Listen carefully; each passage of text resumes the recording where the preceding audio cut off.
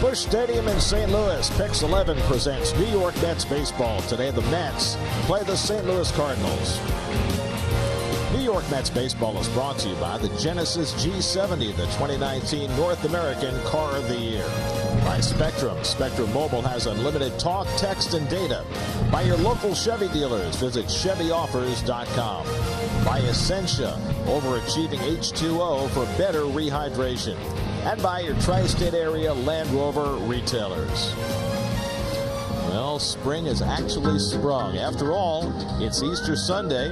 Perfect time to get your bunny and hold on tight. Yes, that's an Easter bunny. Happy Easter, everybody.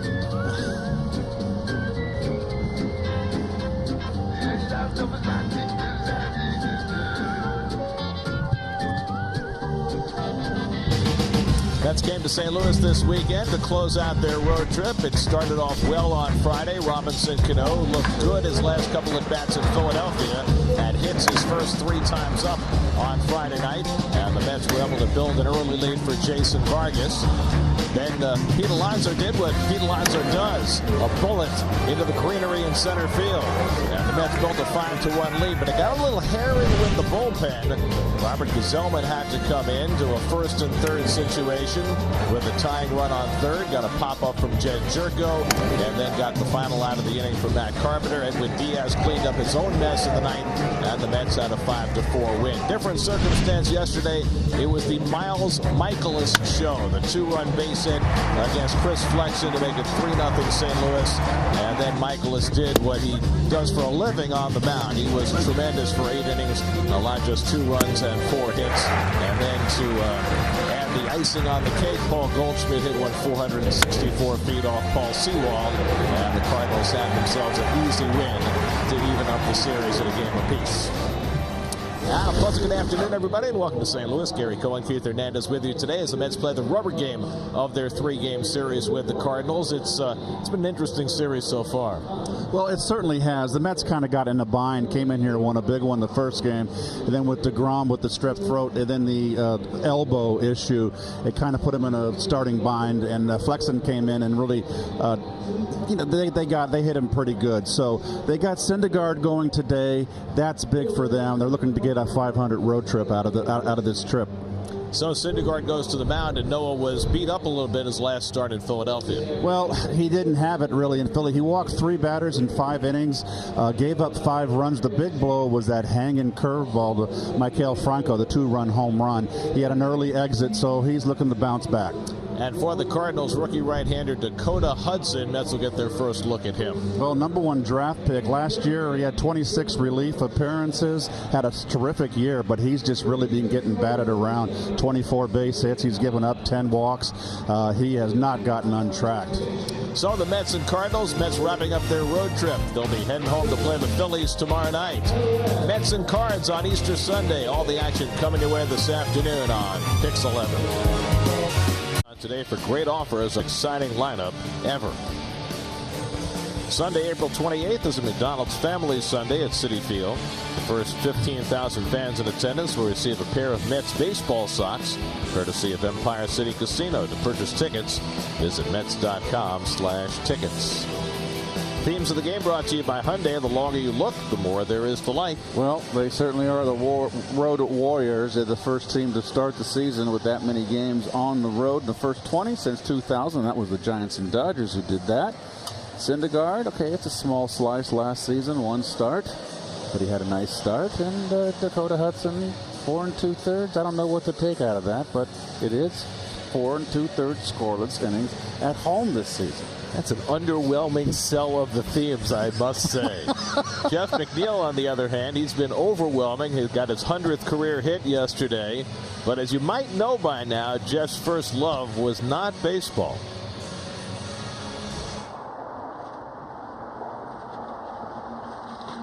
I started playing golf when I was like 2 or 3 years old. I mean, whenever I was old enough to pick up a club, I just continued that all through my high school career. I ended up playing high school golf instead of high school baseball.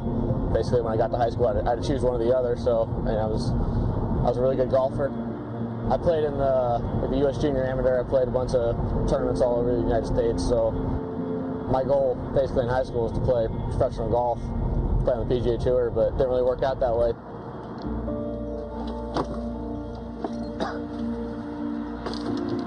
That's my debut. Got the wedding anniversary to keep the wife happy. Let me go golf. So I'm married 11 months today.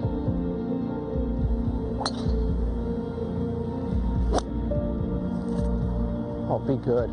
One of the reasons I played golf instead of baseball is our team was so good. Did he?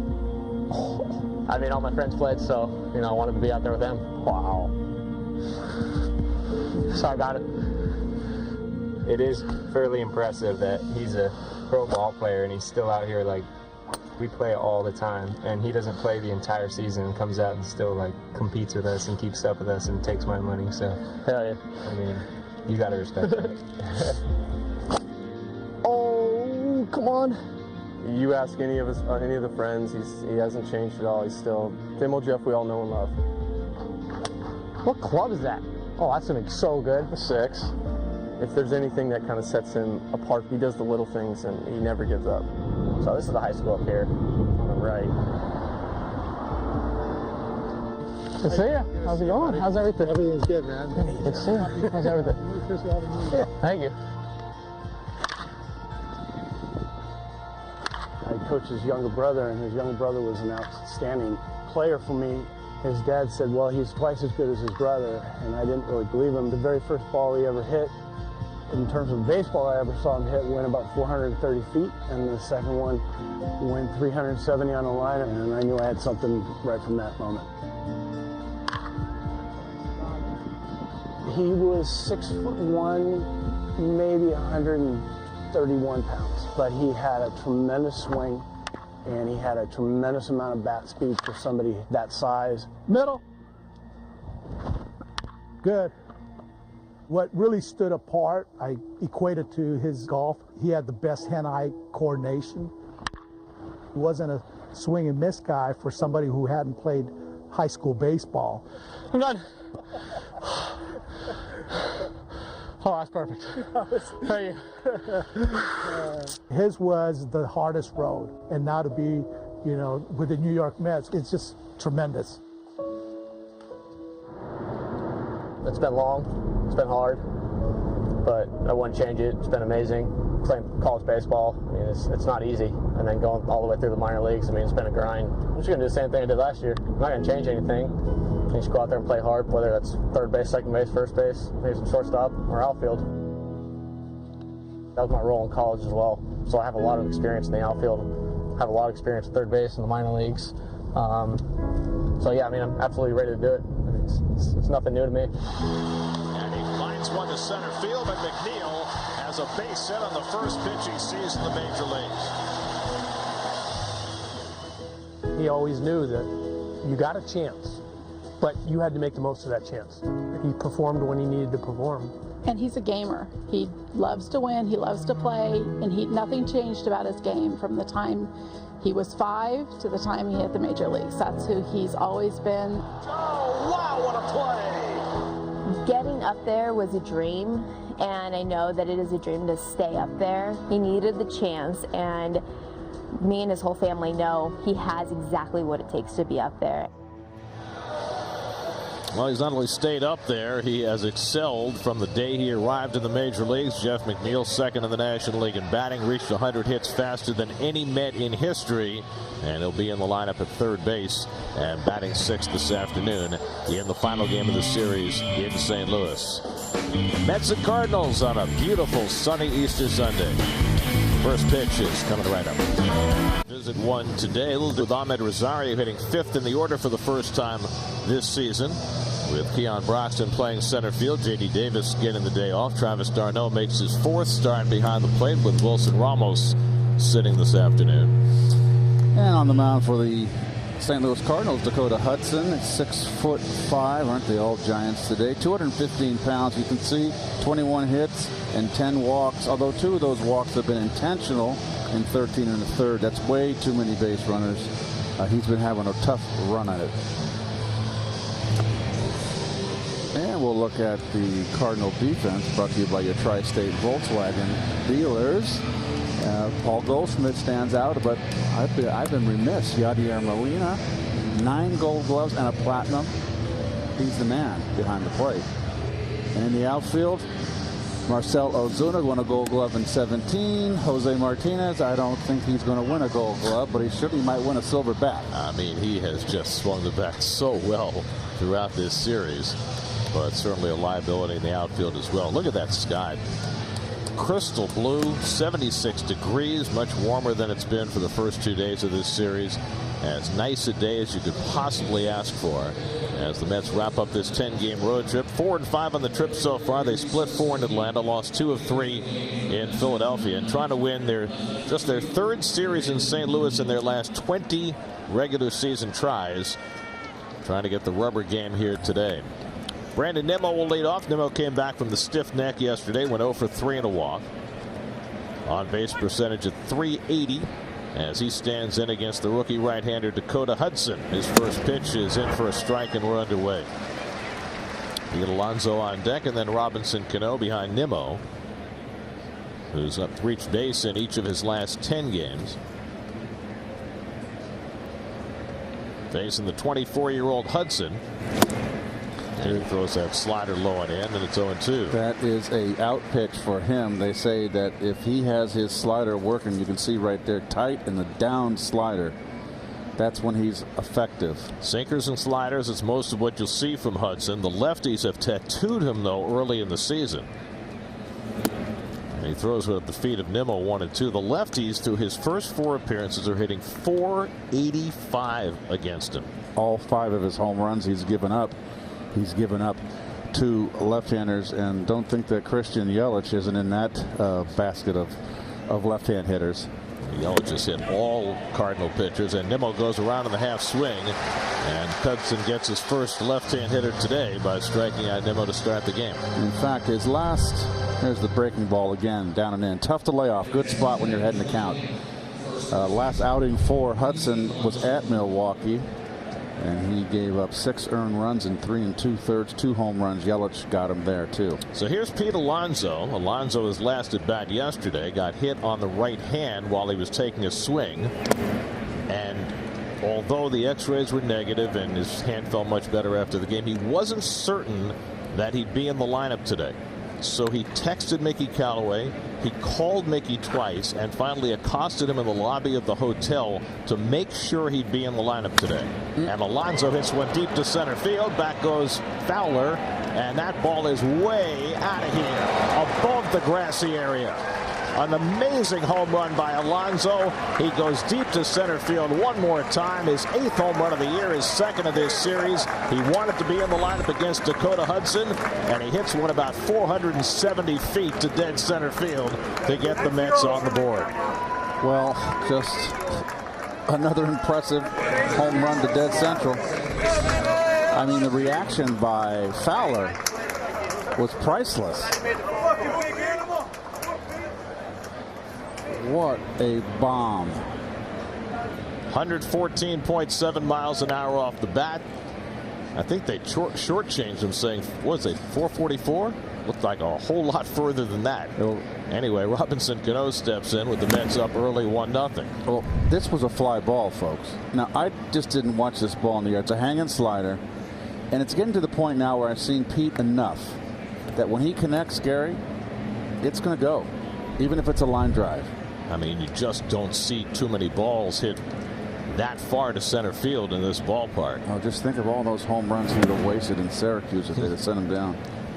So the deal is that Alonso is very anxious to face Hudson, who pitched in the SEC at Mississippi State. Alonso played at Florida, so they faced each other in college, and they also faced each other in the Cape Cod League. And we went back and did some examining, because Alonso wasn't really letting on how he had done against Hudson, just that he really, really wanted to face him because he knew him well. As Cano grounds one down to first, and Goldschmidt makes the play to Hudson for the 2nd out, but it's dropped by Hudson, and Cano is safe. So a routine play, and Hudson, covering first base, fails to catch the throw by Goldschmidt, and the Mets have a base runner. Well, that's why, Gary, as a first baseman, I always tried to make the tag myself to keep the pitcher out of the play for two reasons. This right there, he's on the run, has to look for the bag, and also back in my day, they may have to pitch 9 innings, and I wanted them to reserve their strength. I would call them off right away so they can just stop and relax. So give an error to Hudson after giving up the home run, and now Conforto gets the bat with the man on. Michael's 0 for 6 in this series. And he flies one deep to left field. Back goes Ozuna to the warning track and makes the catch in front of the wall for the second out. No, that's the second line drive. Good hard hit ball to left center by Conforto in this series. Back-to-back games, as a matter of fact. And it's only 375 out there. I mean, that's not a big gap. And now Ahmed Rosario hitting 5th in the order, 4th time in his career, 1st time this year. Anyway, just to complete the story on Alonso and Hudson, we sent our sleuth, Eddie Warman, to try and figure out how Alonso had done against Hudson in the past. And he was able to examine the box scores in the games between Florida and Mississippi State when they were both in college. They both were drafted the same year in 2016. And from what Eddie could find, Alonso had never had a hit against Hudson. He'd gone 0 for 4 against him. So I guess Pete felt he was due. And he was. Well, he hit the ball to the moon. And guess what? I'll give you 100 at bats in college. I'll take them all up here in the big league level. That's exactly right. You might have owned me in the SEC, but not in the National League. 1-1 to Rosario, who's hit in 7 straight games. Cano at first with 2 out. Well, that's a novelty for Alonso in and of itself. And that one's hit up the middle, and Rosario's got a base hit for an 8th straight game. Cano stops at second. You know, Alonso had been hitting all his home runs late in games from the 7th inning on. It's the first time he's attacked one in the 1st inning. So Rosario keeps the inning going, 1st and 2nd and 2 down, and now Jeff McNeil. Jeff just 1 for 8 so far in the series, but that one was an infield single yesterday. His 100th career hit, reached that in his 291st at bat, and that's the fastest any Met has ever reached 100 hits, either a rookie or a veteran. Moises Alou had the old record, 294 at bats. So McNeil going places no Met has gone before. 2nd in the National League, hitting at .388. And he takes curveball from Hudson for a strike, 0-1. McNeil playing 3rd base today. 6th time he started at 3rd this year. In all probability, Todd Frazier is going to be activated off the disabled list tomorrow when the Mets get home. And that's going to throw a big new element into the Mets' daily lineup decisions. McNeil hits one down the right field line, foul, and it's 0-2. And you have to think that when Frazier first gets here, coming off his rehab stint, that he'll get some at bats, that he'll get some starts to begin. I don't want to see McNeil out of the lineup. I don't think he will be out of the lineup. I think J.D. Davis is the guy who's going to probably lose the most playing time. And I think McNeil will probably find a more semi-permanent home in left field. But that's going to be it's going to be an interesting day-by-day decision. Here's the 0-2, and it's low and in, 1-2. Frazier's going to play one more rehab game today for Syracuse. He played his first game there yesterday, and he had a couple of hits, and he should be good to go probably tomorrow. And as far as being activated, Mets are carrying a 4-man bench. They've got a 9-man bullpen today, so you figure it'll be a pitcher who goes when Frazier gets activated. Mets brought up a 9th reliever today. That was Daniel Zamora when they sent Chris Flexen back down after his start yesterday. So Zamora is here. Give the Mets another lefty option in that pen.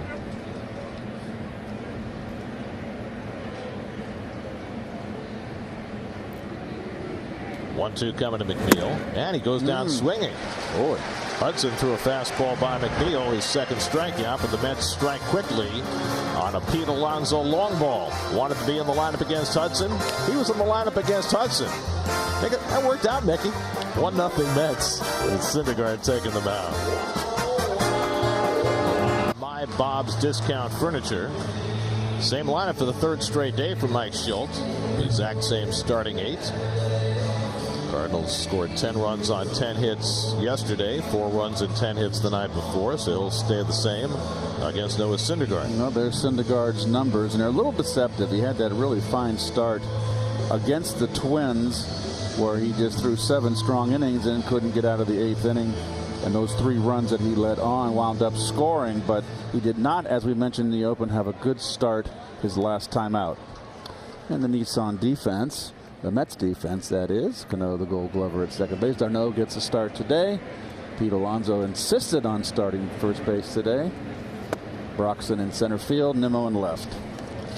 By the way, just to clarify, Mickey Callaway had no intention of not having Alonso in the lineup today. He was in the lineup from the moment that the doctors prescribed him good to go after taking that ball off his hand yesterday, and his hand looked pretty good on that first swing that he took. But he takes a healthy cut.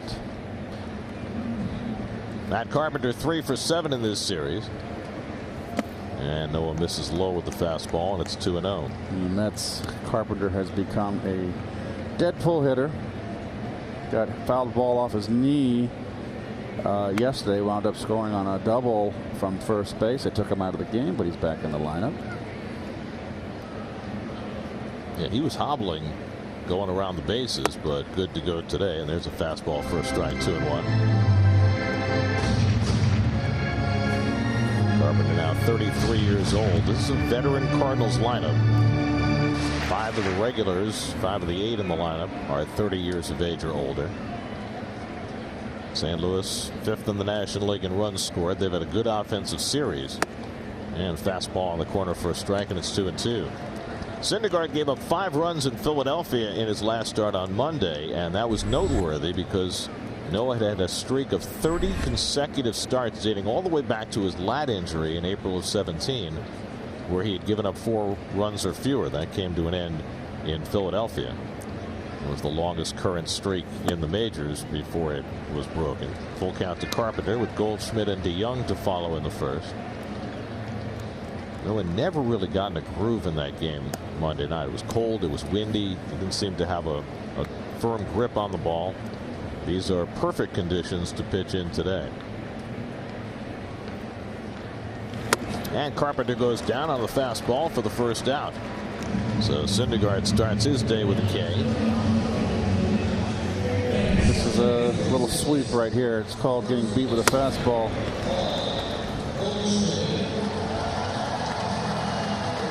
So last start with Syndergaard and a very blustery day and cold, as Gary mentioned, and he couldn't get his feel. Syndergaard threw just predominantly secondary pitches, and I just don't understand how a guy who throws that hard would really want to throw that many breaking balls. Why not get ahead and then really put the hitter in a bind, and then you can go to your secondary stuff. But it is what it is. Well, he threw 6 straight fastballs to Carpenter. He starts Paul Goldschmidt with a slider and comes back with a fastball that misses, and for a second straight hitter he's behind 2-0. Goldschmidt hit a tape measure shot in the game yesterday off Paul Sewald in the 8th inning. 464 feet, his 8th of the year. You can't tell me, though, that Goldschmidt's home run went farther than Alonso's did, even though the estimated distance, the StatCast distance, seems to indicate that. I feel that where Alonso's ball hit was the distance, because it was like a mortar. Up in the air was a lob. This one is in the air along the line, and Conforto coming across the line. And he runs out of room, hitting that sidewall fairly hard. Whereas yesterday, Goldschmidt's home run was more of a line drive, like off the tee, a little. So you're saying it might have had more carrying distance at the stands, correct, not intervene. Right. Okay. Where Alonso's, but it's so much more impressive is that it went that far. It was a fly ball, a towering fly ball. It was Kingman-esque. There you go. That's the way Dave Kingman used to hit him, a mile high in the air. And that's the way Alonso hit this one. Unlike strike 3 called as Goldschmidt takes the fastball looking, so back-to-back strikeouts for Syndergaard to start his day. Here's that home run yesterday by Goldschmidt. Yeah, just get the driver out. And this is 7/8 of the way up. We talked about how far it was. It was way up there. 7/8 of the way up. That was more like 5/6. Okay, that's maybe 6/7. That's splitting hairs, though. Here's Paul DeYoung, who's got 2 doubles and a home run in this series. What else would you expect? Syndergaard coming out throwing the fastball. Paul DeYoung now has 67 career at-bats against the Mets. 16 extra base hits. Syndergaard runs a fastball inside 1-1. 10 doubles and 6 home runs. And nobody has ever done that before against the Mets. 16 extra base hits in his first 15 games against New York. And he fouls that one at the plate, and it's 1-2. Albert Pujols had 15 extra base hits his first 15 games against the Mets. That had been the record. DeYoung has 16. And congratulations to Albert Pujols as he becomes the all-time RBI leader. He overtook Babe Ruth. Did I read that? It's kind of a complicated thing. Ruth played before 1920 when the RBI became an official statistic. So the record that Pujols passed was Ruth's record from 1920 on. Was there any way to go back? Yes, Baseball Reference has done that. And it's far more? Yes. Okay. So it's technically, as far as the official RBI stats are concerned, Pujols passed Ruth, but not really. Well, they should change that then. If they're able to go back and get those box scores, and then they should. It should be that Ruth's number should be increased. If you go back to the beginning of Ruth's career in 1914, he had 2,214 RBIs. That's amazing, isn't it? Yeah. It's incredible. So that's what Albert needs to be shooting for. Be hard to get there, though. That's just inside. Noah thought he might have had strike 3. Didn't get it from Bruce Dreckman. And he runs his second full count in the inning. That's a good pitch with 2 strikes. So that sends a message right there. Pitching much more aggressively today. 3-2 fastball hit hard just past the glove of Rosario. And DeYoung's got a 2-out hit. Rosario did not react initially off the bat. He froze for just a moment and then came up a little shy on that lunge. I thought, you know what it was? He got a good break on it, then he kind of let up. Stopped for a split second.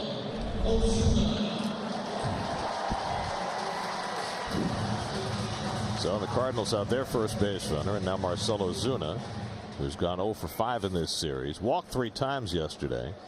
Scored 3 runs. So DeYoung with a rare single against the Mets. He's already got a stolen base in this series, and Syndergaard will keep an eye on him. Noah's given up 2 steals through his first 4 starts. That's certainly an improvement.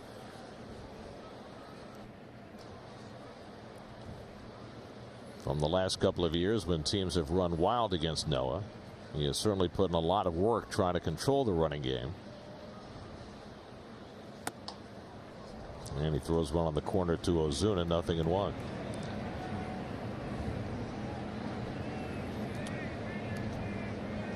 Not quite a full shift against Marcell Ozuna, who was red hot when this series began. He had hit 8 home runs in his previous 10 games.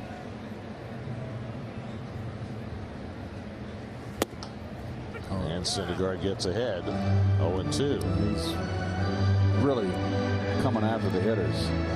Something we don't see a lot today. It's nice to see.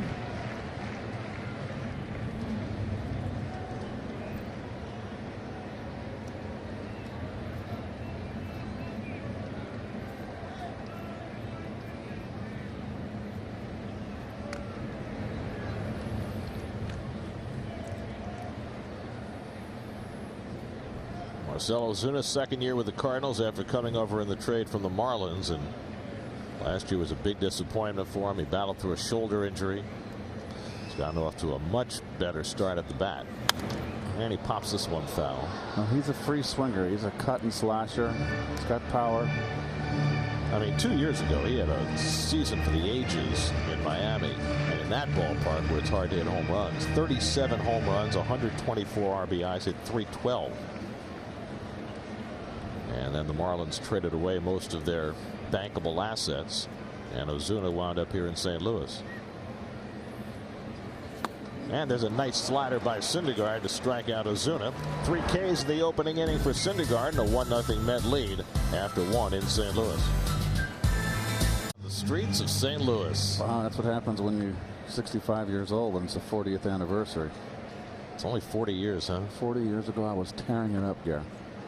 And not this time of year. I hit 232, I believe, the first month of the season, which was April. Let me ask you a question, though. As Keon Broxton leads off in the second inning, you had a fantastic year in 1979, but the Pirates won. Mm-hmm.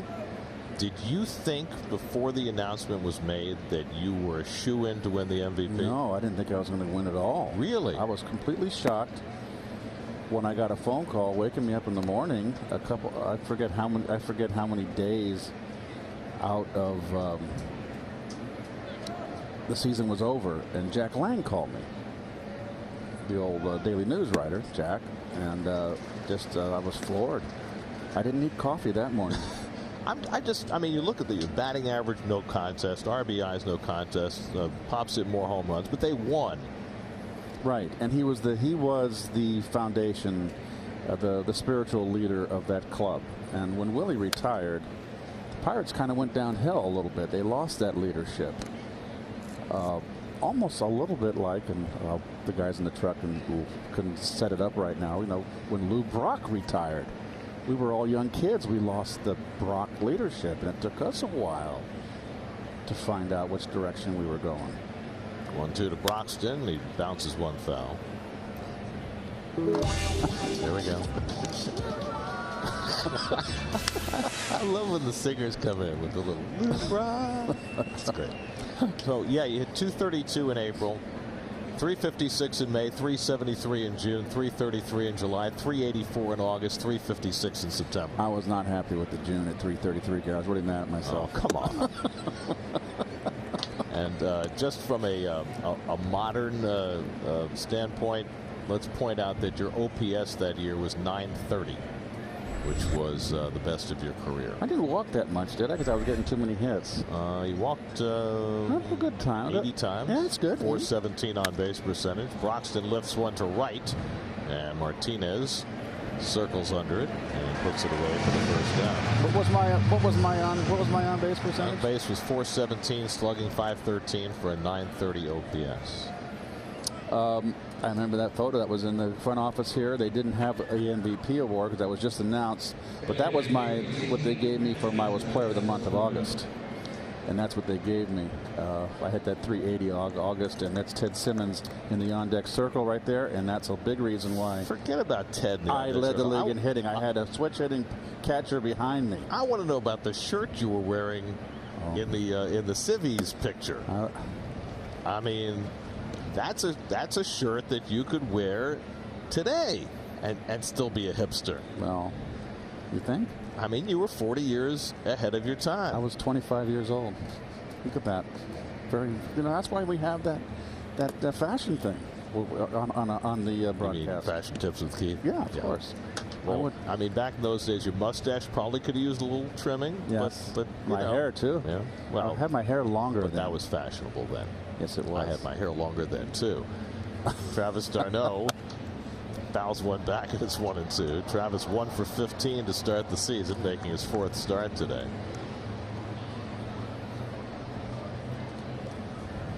There we go. That's my Hugh Hefner look right there. Complete with the pipe. It's one of my treasures right there, is that Player of the Month. I got one as a Met too. I forget which year. I was Player of the Month in July one year. That was the only time I won Player of the Month in my entire career, the 2 times. I have them both. d'Arnaud goes down on the fastball, and Hudson has his 3rd strikeout. Well, d'Arnaud coming up late is just having a hard time getting on track now. He's off to a 1 for 16 start. So 2 out and nobody on. Now Noah Syndergaard looking for his first hit of the season. He's gone 0 for 7 to begin the year.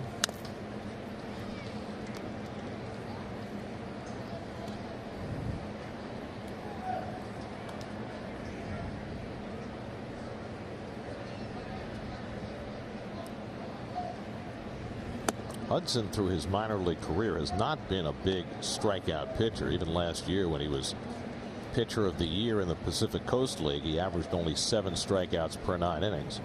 But he struck out 3 of the first 8 today.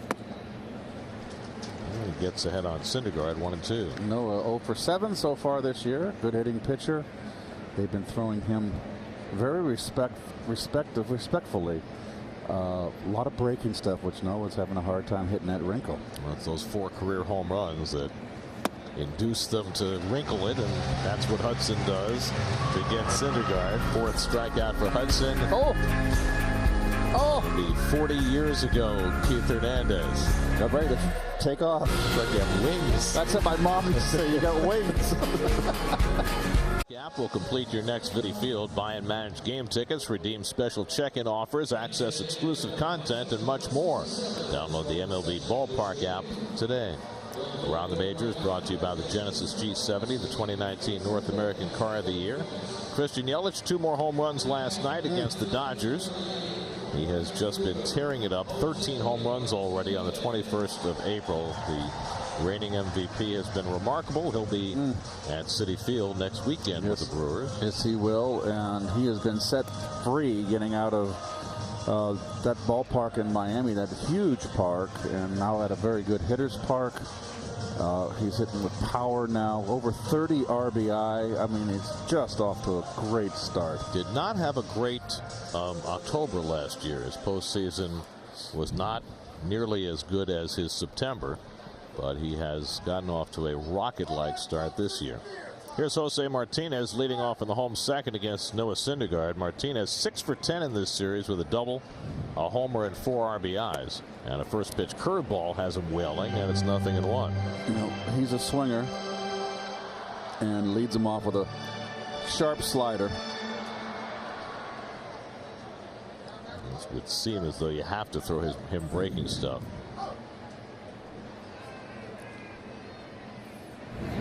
Another curveball misses, and he held the swing in time, 1-1.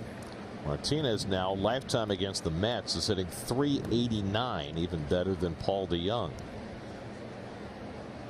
They've been playing him every day in right field with the injuries to Harrison Bader and Tyler O'Neill, and they get a lot of offense out of this guy, who was the Cardinals' best hitter last year. He hit .305, hit 17 home runs, drove in 83, playing almost every day at first base.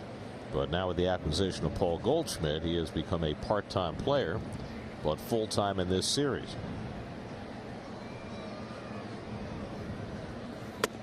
And Syndergaard runs one inside.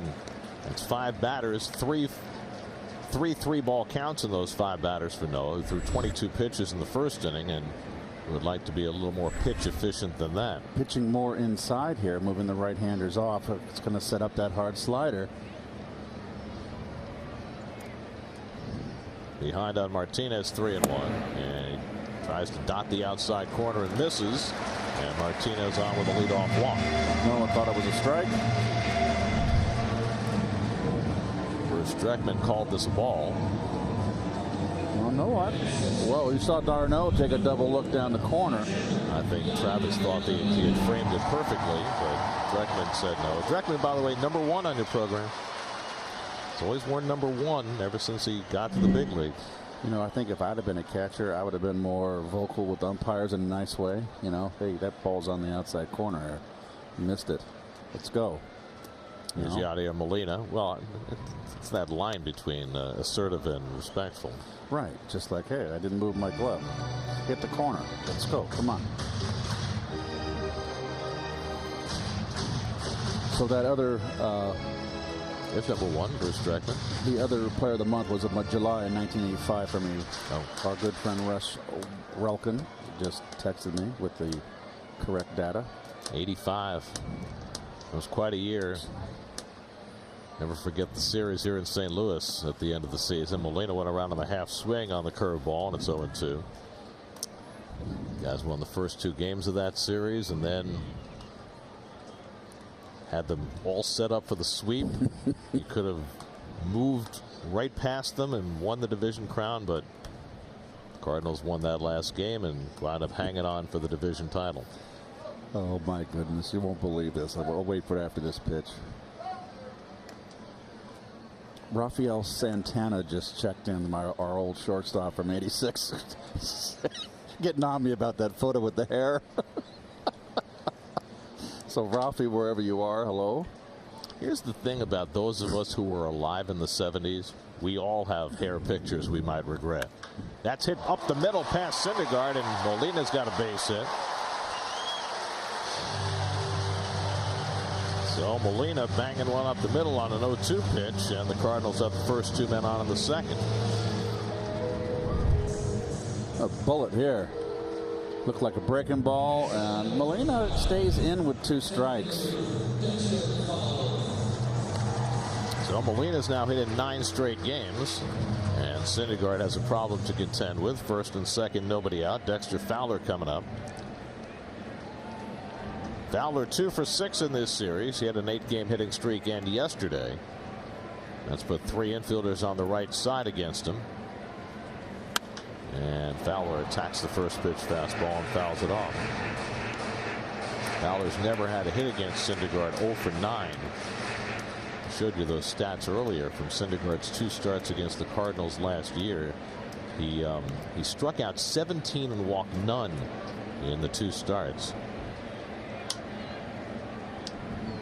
Faced the Cardinals on opening day last year, and then faced them later in the year here in St. Louis. Ball and a strike to Fowler.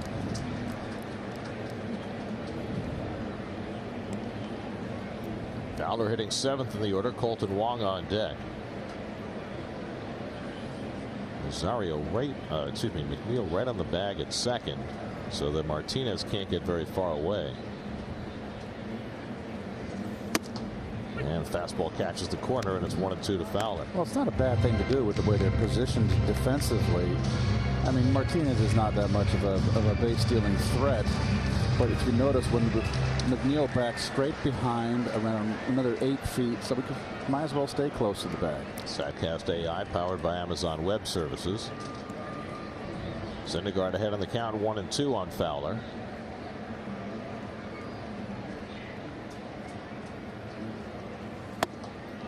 And he tries to backdoor him but misses. 2-2.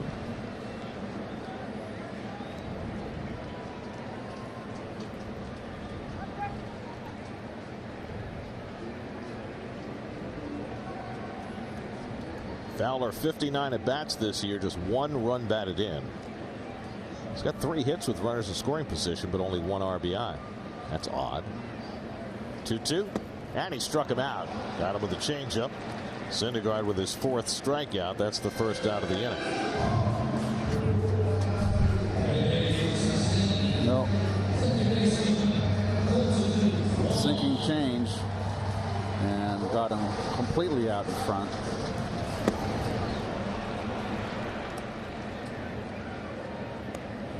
It's all set up by most pitchers set up their secondary pitches with establishment of their fastball. So 1 out. Here's Colton Wong, who's 0 for 5 in this series, hitting 8th in the order, and he pops one foul. That'll come out of play. 0-1. We have seen some rather potent number 8 hitters early this season, right? We saw Maikel Franco hitting 8th for the Phillies. He homered against Syndergaard in his last start. Franco finally got a respite with all the injuries the Phillies have had. He's batting 5th today in their game in Colorado. And we noticed when we went into Philadelphia that Maikel Franco had an inordinate amount of walks, but almost half of them were intentional. When you hate to waste a bat like that on the 8th position with the pitcher behind him. Now Wong has also drawn a lot of walks out of the 8th spot, but only 2 of them have been intentional. He's drawn 13 walks, including 3 in this series.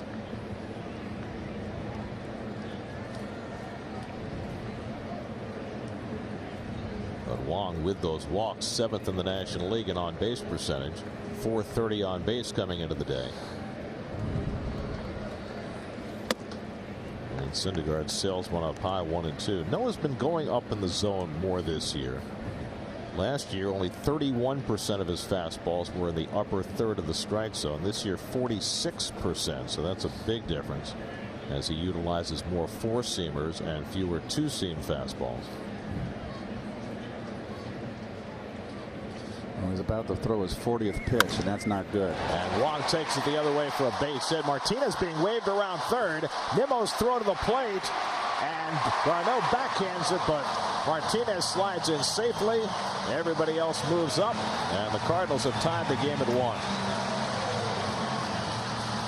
Aggressive base coaching by Ron Warner, sending Martinez against Nimmo's arm. And it pays off for the Cardinals. Well, Nimmo hasn't got the strong arm. Look at that just a little flick of the wrist. Nice hitting right there. And Nimmo's overthrows the cutoff man. And that is something they worked on in spring training that they were going to stop doing. Not a great jump by Martinez off the bat. But with the subpar throw home, scores easily and runners advance. So runners at second and third, both Molina and Wong moving up on the throw to the plate, and now the pitcher Hudson bats, and he grounds one toward the hole, and Rosario able to get a glove on it but can't squeeze it, and Hudson is safe at first. Everybody else holds up and the bases are loaded.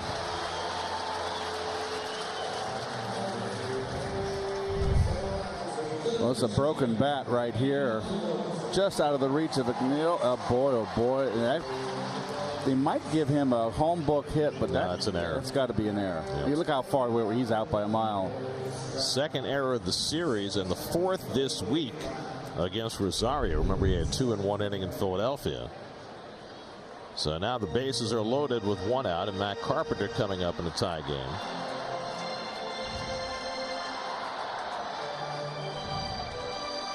Hudson, with different scoring, might have had his first big league hit, but he'll settle for reaching on the error. Now remember, we told you Carpenter earlier this week grounded into a double play for the first time in some 825 plate appearances. He does not hit a lot of ground balls. And he lifts that one foul, 0-1. Well, he's just got a lift swing. He flies open. I just don't see how he can get around on a pitch up and in with any kind of mustard with that uppercut. Noah struck him out his first time up. A walk, 2 hits, and now an error. A run is in. And Syndergaard starting his second time through the order and trying to get out of a mess. Paul Goldschmidt waiting on deck.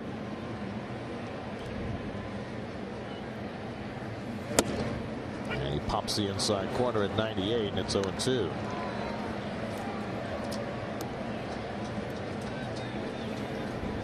First 4 hitters today against Syndergaard all took the first pitch. The last 6 hitters have all swung at the first pitch. I used to always take the first time up and then go to hitting. I've seen a fastball. I've seen the breaking ball. That's the barometer I need. I'm ready to go.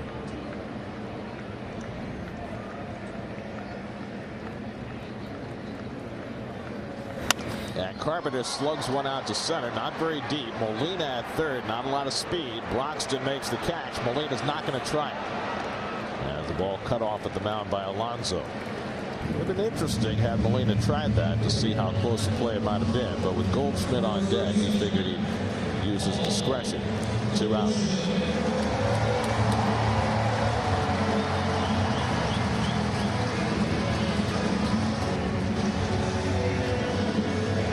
Goldschmidt took a call third strike his first time up. Molina at third, Wong at second, the pitcher Hudson at first with 2 down, and Syndergaard with a chance now to limit the damage.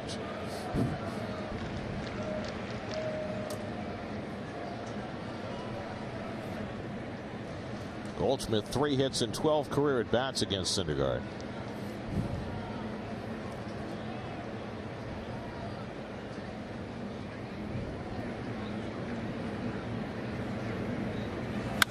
And he hits one hard past Rosario, base hit.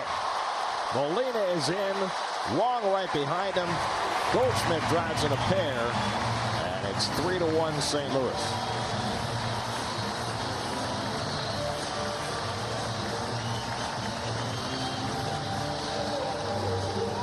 Well, that's Burt beat on its breaking ball again.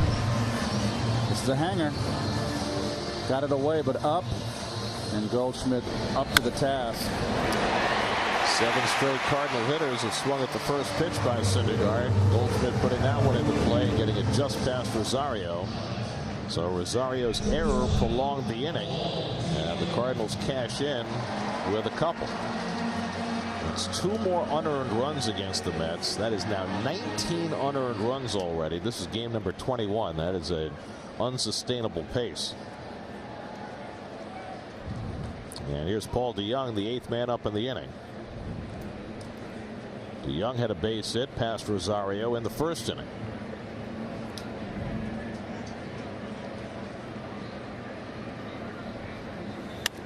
And he floats one into shallow center, and Cano has to go back to get it, and that retires the side. Cardinals score 3, 2 of them unearned, and they lead 3-1 after 2.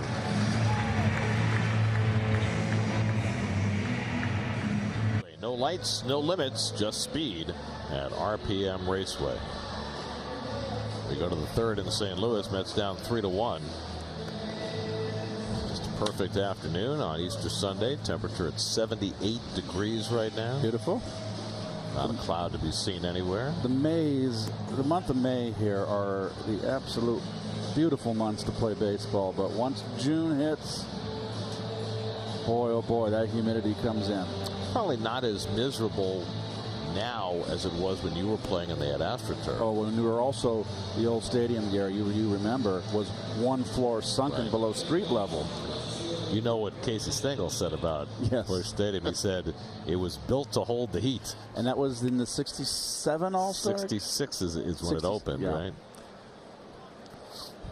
Replacing old Sportsman's Park, which was known as Busch Stadium in its final years. This is now Busch Stadium 3. Second time around the batting order for Dakota Hudson. Brandon Nimmo struck out his first time up. One of 4 strikeouts for Hudson, first time through the order. He's never struck out more than 6 in a major league game. Pete Alonso on deck, looking to renew acquaintances with Hudson again, and Robinson Cano behind him. Hudson spent last year half the year in Memphis starting games, and then the second half of the year in St. Louis relieving. He was in 26 games in his first go round with the Cardinals, all in relief, and pitched very well. Walked a few too many, and that's been the case again this year, but he hasn't walked a batter through the first 2 innings today, although he's now behind Nimmo 3-0.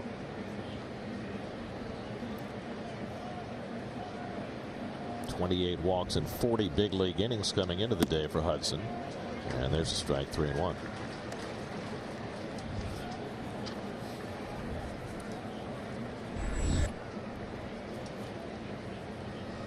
Alonso's already got 1 home run under his belt. Nimmo grounds one toward the middle, but there's Wong to play it on the backhand. 1 out. First run of the game is brought to you by your local Kia dealers. This was Pete Alonso in the first inning. And I don't know what to say about that, folks. I'm speechless. His power, he has such raw power. Well, he wanted to face Dakota Hudson. He got to face Dakota Hudson.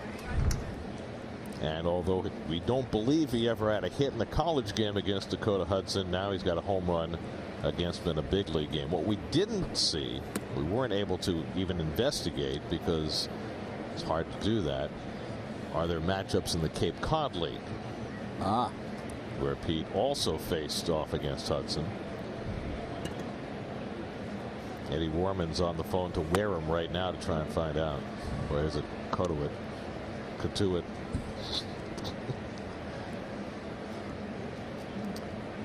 I think the Cape is closed for Easter. 2-0 to Alonso.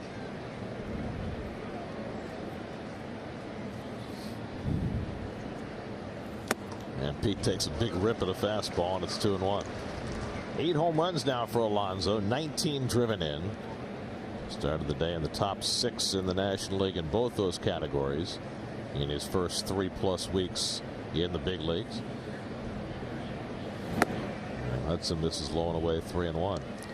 Hudson was the 34th overall pick in the draft that year. It was a sandwich pick between the first and second round by the Cardinals, and then Alonso went in the second round of that draft to the Mets.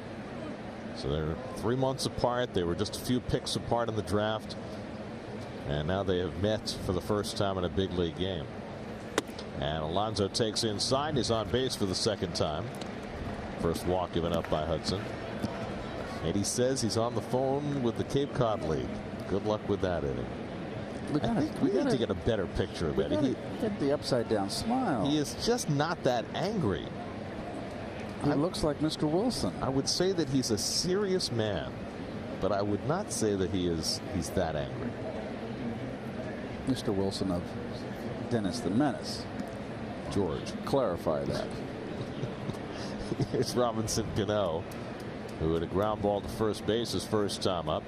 Hudson dropped the throw from Goldschmidt, and Cano was able to reach on the air. And he gets that slider in for a strike, 0-1. Cano 4 for 9 in the series, had 3 hits on Friday night, and a base hit in yesterday's game as well. Continues to play virtually every day at age 36. He's sat out 1 start this year? I believe so, yes.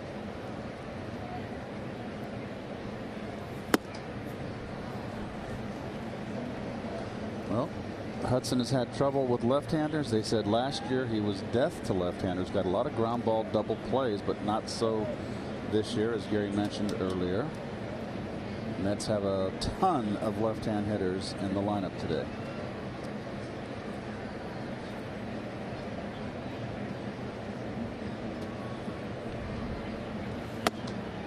And he misses away to Cano, 2-1.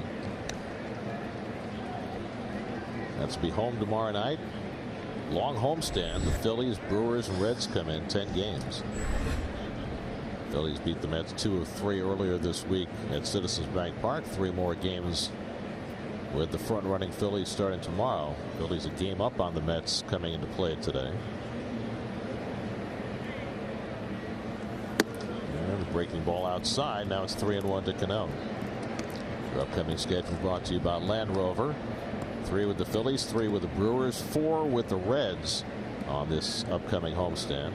Mets will face Jake Arrieta tomorrow, Zach Eflin Tuesday night, Vince Velasquez on Wednesday.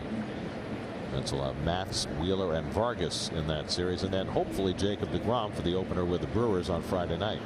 That appears to be the plan right now. First day he's eligible to come off the IL.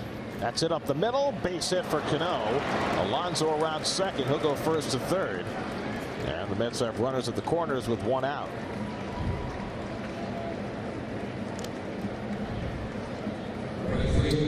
Well, Cano is coming around and starting to keep that shoulder in. And Alonso, when he gets running, folks, he's not slow. Very aggressive base running here. Plays right in front of him. You can see him observing. Once he gets going, he's not a truck horse. And he knows Fowler doesn't have a great arm in center field, and he tends to play deep, so he read all that well. Easily got to third base. And now Michael Conforto, who flied to the warning track and left on the first pitch he saw from Hudson in the first inning. And Michael takes up and in for ball 1. There's that high strike they don't call anymore. You look in the rule book. It's the letters, Gary. Is that what they say in the rule book? Well, it's kind of interpretation, yeah, right? It's knees and I always was, when I was a kid growing up, it was the letters. Right. Anything above the waist, you very rarely get a call. And that's what I think they should start calling that pitch. I think call it like it is in the rule book. Well, that's where pitchers have had the advantage in recent years, with so many more hitters tuned to hit the ball low in the zone. And you saw that last year, the way the Red Sox attacked the Dodgers in the World Series. It was all fastballs high in the strike zone. that they were able to get so many swings and misses. Looks like Hudson might be a little bit shell-shocked against left-handers. He's just starting to nibble against the lefties and getting himself in big trouble behind the counts. It's hard to pitch from behind the count. Mets went 0 for 2 with runners in scoring position yesterday, 0 for 1 so far today. In fact, if you go back to the second inning Friday night, the Mets are 0 for their last 9 with runners in scoring position. Chance for Conforto here, up in the count 2-0.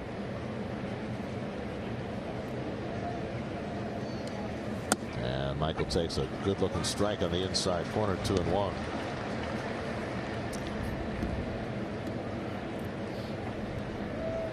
Yesterday was only the second game this season the Mets have been hitless with a runner in scoring position. They had 44 games last year when they didn't have a hit with a runner in scoring position. Different kind of offense this year. Mets are doing plenty of scoring. Third in the National League in runs scored. And Conforto grounds one foul. In fact, if you add up the runs the Mets have scored this year and the runs the opposition has scored, there have been a total of, coming into today, 237 runs in the first 20 games. That is the most for any team in the majors at this point in the season since 2009, and the most in Mets history. Most total runs scored for and against through 20 games. Curveball down, and it's 3-2. And you know, they've got a much better offense, and the pitching just hasn't been up to what the Mets expected. So we've seen plenty of runs and plenty of very long games as a result. And it's been throughout Major League Baseball. It's been a very offensive month of April. 3-2 with 1 out. We'll see if Cano is sent here to stay out of the double play. He's not going, and Conforto takes ball 4, and the bases are loaded. So 2 walks in the inning by Hudson wrapped around the Cano base hit, and Ahmed Rosario will come up with the bases full. Yep, you want to throw that 3-2 breaking ball, be my guest. Now you have the sacks drunk, and you're in trouble. Rosario had a base hit up the middle his first time up. He's now hit in 8 straight games. Well, he gets a chance to hit 5th in the order for the first time this year and try to take advantage of that. Alonso at third, Cano at second, Conforto at first with 1 out.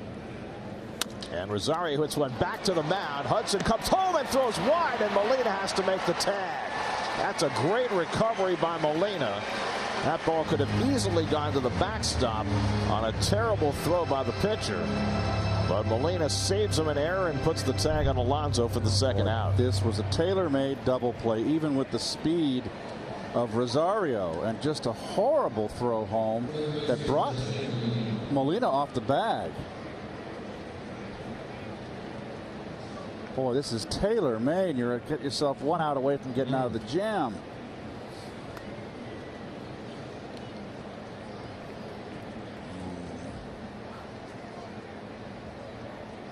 And it took a Gold Glove play by Molina to save his pitcher from a couple of runs scoring. So now McNeil comes up with the bases loaded and 2 out. Jeff struck out in a fastball his first time up, and he takes the slider high for ball 1. Wow. Inning should have been over.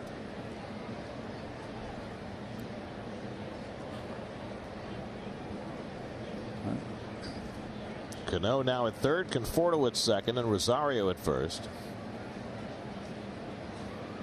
It's been a rough inning for Hudson, a couple of walks and that errant throw. And McNeil golfs one foul, and it's 1-1.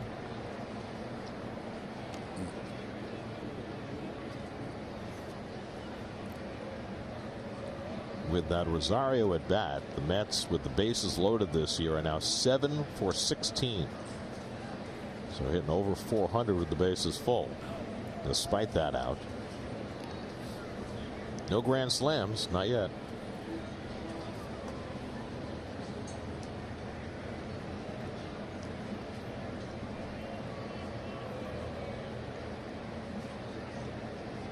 One and one to McNeil, and he hits one in the air to right field. Coming toward the line, Martinez. He's got a bad break. And he gets there to make the catch just inside the line to end the inning. Hudson gets out of trouble in the third. Still 3-1 St. Louis. As we head to the bottom of the Gary and Keith, you guys were talking earlier this game about how Noah Syndergaard's really been utilizing that four-seam fastball a little more this season, pitching in the upper portion of the zone. Speaking with Dave Island before the game today, the one thing he noted about Noah Syndergaard is that his four-seamer is very different from Zach Wheeler and Jacob deGrom's four-seamer. It doesn't have that late life on that fastball. So for Syndergaard, it's not just about getting it up in the zone, but it's about getting it up and in. More of a pitch that certainly can get swing and misses, but is about showing him that and then going down and away with that two-seam fastball. So, Steve, it's all about location for Syndergaard. If he doesn't have that life that Wheeler and deGrom has, deGrom and Wheeler can get away with one up and over the middle or outer half, where Syndergaard's got to keep it up and in. Exactly. If you watch his motion, it's a little more static, a little more robotic, so he doesn't have that same whip that you see with deGrom and Wheeler that gets that late life, that late rise. It's interesting how pitching coaches can pick up on that. Dave Allen sees things that I can't even imagine. Well, it's a whole different perspective.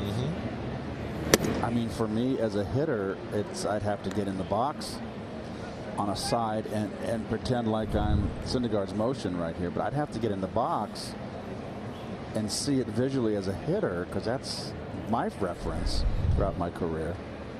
1-2 to Ozuna. And after that ugly swing at the second strike, he comes back with the fastball and misses 2-2. Remember the Oriole pitcher Mike Morgan, right-hander, came over to the Cubs late. He struck me out on a fastball upstairs, and he wasn't a hard thrower. But when he threw it upstairs, he put had life on it. And he got me twice my first two at bats against him, and I finally had to make a note in my back of my head. I said, okay, I got to lay off that high fastball. It's very deceptive. 3-2 coming, and he misses outside with the slider. Ball 4. So after getting ahead on Ozuna, Syndergaard loses him to his second walk of the day. You had to have faced Tom Browning, right? Yes. I mean, he was a guy who did not throw hard, but worked up in the zone very effectively. He threw harder than Morgan. He had a screwball. He was a great battler. He had a lot of guts on the mound. I hit him well. He had a straight fastball. He threw hard enough, Gare, when he wasn't a blazing hard. But he had that good screwball that really made it tough on the right-hand hitters. Threw well enough to throw a perfect game. Yes, he did. There's Jose Martinez, who walked his first time up, his first walk of the season. Martinez had 48 at bats this year and not drawn a walk till Syndergaard passed him, and that's unusual for Noah. He just doesn't walk that many hitters. He had walked only 5 in 24 innings this year, and that's about his normal ratio, about 2 per 9 innings. But he's walked 2 already today in the first 2 innings plus.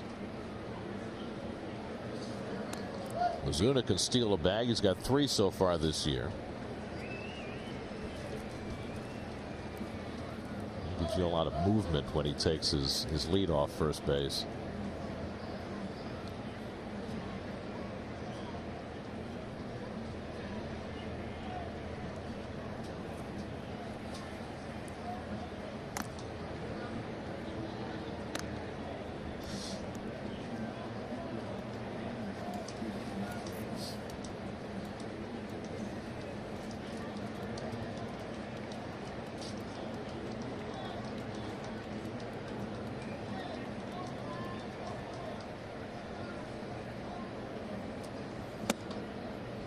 Fastball inside to Martinez. Today's high-speed pitch comes from RPM Raceway. No lights, no limits, just speed. 99 miles an hour of speed from Noah.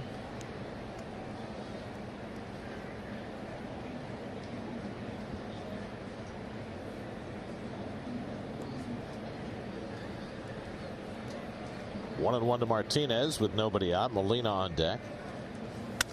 And he carves one to shallow right center. That may fall in, and it does for a base hit. Trying to go first to third now is Ozuna. The throw from Conforto not in time. Ozuna aggressively goes first to third on that blue pit. But when you swing, you got a chance. Get jammed right here, inside out. And when you're hot, they all fall. Good base running by Ozuna. Challenging Conforto. Look how far out he goes. Okay, I make up my mind here. I'm on my way. Boy, naked eye, that looked like a bad decision by Ozuna, particularly with nobody out. But he made it.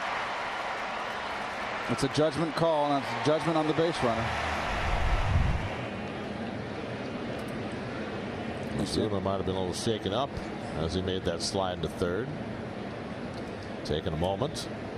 Interesting how Syndergaard coming into the game in 8 of the leadoff hitters and of 9 innings of leadoff hitters that got on base have wound up scoring. And second inning, leadoff walk, they get 3 runs, and it winds up scoring, and it looks like it's going to happen again here with Ozuna on third. Now here's Molina, shot an 0-2 slider up the middle for a base hit his first time up. First and third and nobody out, and Molina goes after the first pitch here. That's a fair ball, and the only play for McNeil is at first. He gets the out. Ozuna scores, and it's 4-1 St. Louis. So Molina drives in a run with a 5-3 ground out. No on the break. Ozuna is on contact. Just a very fortunate slow ground ball. Advances the run, both runners. Well, a couple of fortunates in a row, but it's the leadoff walk that stands out. Yes. It's cost Syndergaard a run. Good base running by Ozuna to get to third, and then coming home on the ground out to make it 4-1 St. Louis. Now Dexter Fowler with Martinez at second and 1 out. And he goes after a changeup and misses. 0-1. Well, Syndergaard having another tough time, even though an unearned 2 unearned runs. Nevertheless, he is really having to work. The deep counts have really gotten to him in many of his starts this year. Last start against the Phillies threw 102 pitches in 5 innings. And Fowler rifles one down the line, and that stays fair into the corner. That'll bring home Martinez. Fowler with an RBI double, and it's 5-1 Cardinals. Syndergaard had not given up 5 runs in a game for 30 consecutive starts. Now he's given up 5 in back-to-back starts. Well, I'll cut him some slack there. 2 are unearned, but it's a fastball in, and Fowler up to the task. And he's getting hit around a little bit again. Well, he set him up with the first pitch changeup, came inside, but Fowler was ready. I think he just kind of bled out just enough, Gare, over the plate. So the Cardinals now with a 4-run lead, and here's Colton Wong, who drove in a run with an opposite field single his first time up.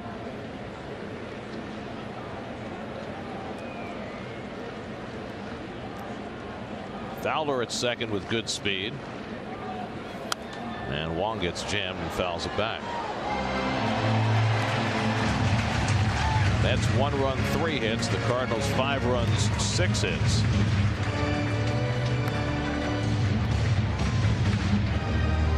Yesterday against Chris Flexen, the Cardinals got 3 in the second and 2 in the third. Today against Syndergaard, 3 in the second and 2 on the board already in the third. And Wong takes a strike, and it's 0-2. You have to say, 3 weeks into the season, the Mets pitching has just been a mystery. Sure has. It's supposed to be the strength of this team, but not a single one of their pitchers, except I guess Edwin Diaz, you could say, is off to the start that you'd expect. Pickoff try, but Syndergaard holds onto the ball. I mean, it's right up and down the line. Starters and relievers. Everybody is underperforming what you would expect coming into the season, other than the closer. And even Diaz has been hit hard, although he's 7 for 7 in save opportunities. I would like to know what the numbers are on Syndergaard pitching from the windup and pitching from the stretch with runners on.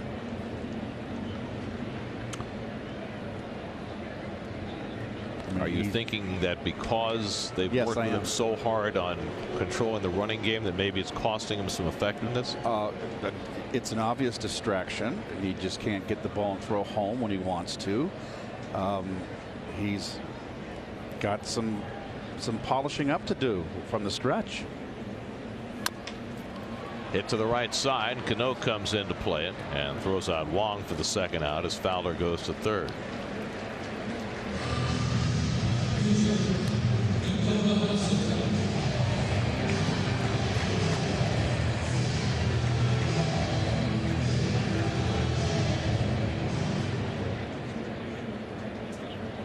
So 2 on the runner at third. Now the pitcher Hudson, who came up with runners at second and third in the second inning, hit a slow ground ball to the left side that Rosario was unable to handle for an error.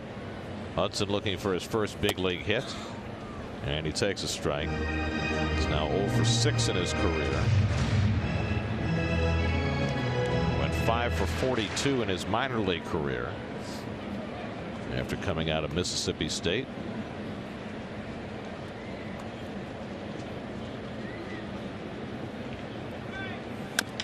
And he hits one slowly. Syndergaard barehands it and makes the play.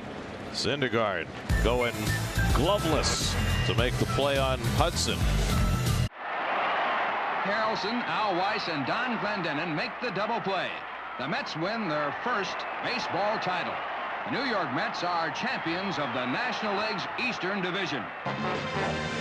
At 9:07 on September 24th, 1969, the New York Mets are the champions of the National League's Eastern Division. That's how Lindsey Nelson called it. Nice call. Lindsey was fantastic. You know why it ended at 9:07? Because, you know, in those days you played games at 8 o'clock, but it was Fan Appreciation Day, and they started an hour earlier at 7. So, Gary Gentry pitched the shutout, and the Mets clinched their first of 3 home clinchers, in which the field got rather destroyed. Yes, it did. And the grounds crew did an amazing job after that, and before the Mets got home for the league championship series against the Braves. It got torn up again, and then they fixed it again before the World Series. I'm sure they got a full share. I remember they just tore that field. I understand you were out there? Not for this one. I was there for the one against the Braves. Okay. Yeah, got my little piece of turf. You just didn't think about the World Series, did you? You know, I was 11. There were much more important considerations, like what I was going to do with the piece of turf when I got home. When we clinched against the Cubs at home in '86, Doc was pitching that game, correct? Pitched the clincher. Right. I was at first base, came in late. You were sick. We were on the mound, and a bunch of kids got around us, and one kid grabbed my glove and tried to pull the glove off my hand. And with the, I wouldn't let him. I closed my hand, my fingers on that glove tight.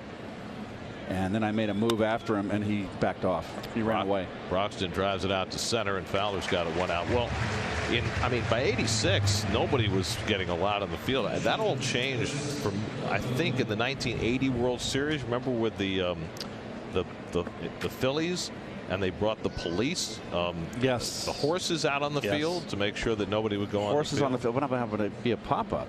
For crying out loud.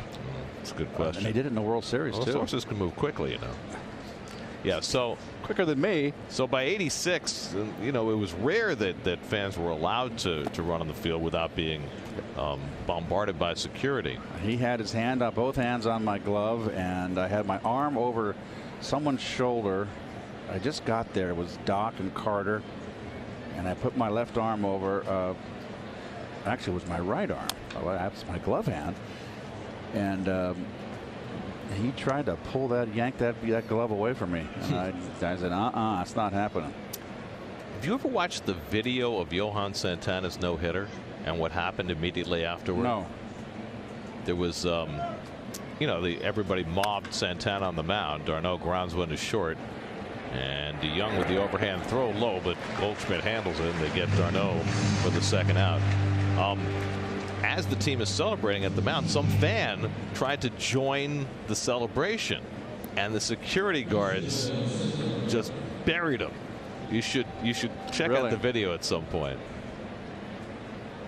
The Well, I can remember when I was playing that if you got on the field, you didn't want to be in the shoes of those guys when they got underneath the stadium. Well, we had one in Philadelphia the other night. I don't know if you saw yes, I did. Game, but he was out there for a long time.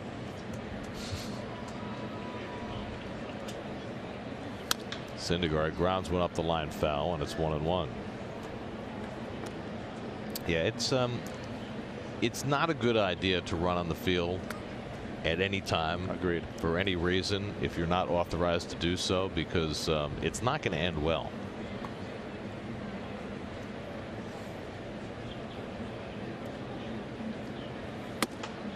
The best thing that's going to happen is that you're going to spend a night in jail. It's going to cost you a lot in fines, and you'll never be allowed to a big league game again.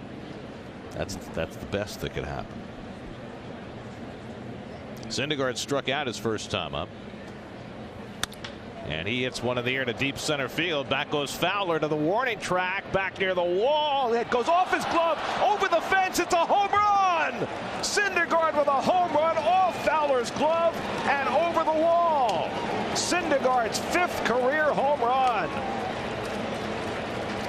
And the Mets cut the Cardinal lead to 5-2 with a little boost from the glove of Dexter Fowler. Oh boy, he's got it. Oh, he did not, off the thumb, and that is the correct call. Clearly went over the wall and came back.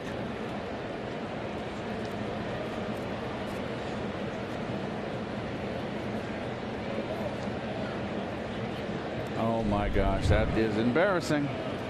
It's not Jose Canseco off the head and over the wall embarrassing, but it's still no fun to be the outfielder who knocks one over the fence. It's a tough play right there too. You're up against the wall.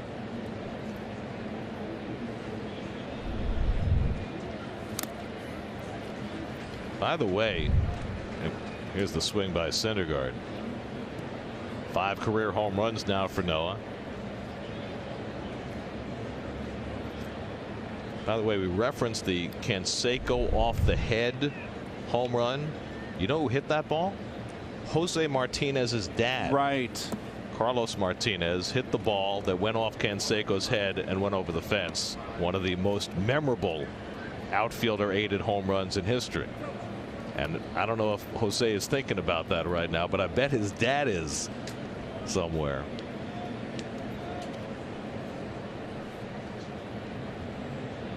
One and 2 to Nimmo, and he pops one foul down the left side, and it'll go out of play. Well, they're giving Noah credit for a 405-foot home run. Now, what I want to know is that 405 to the glove or 405 to the spot over the fence?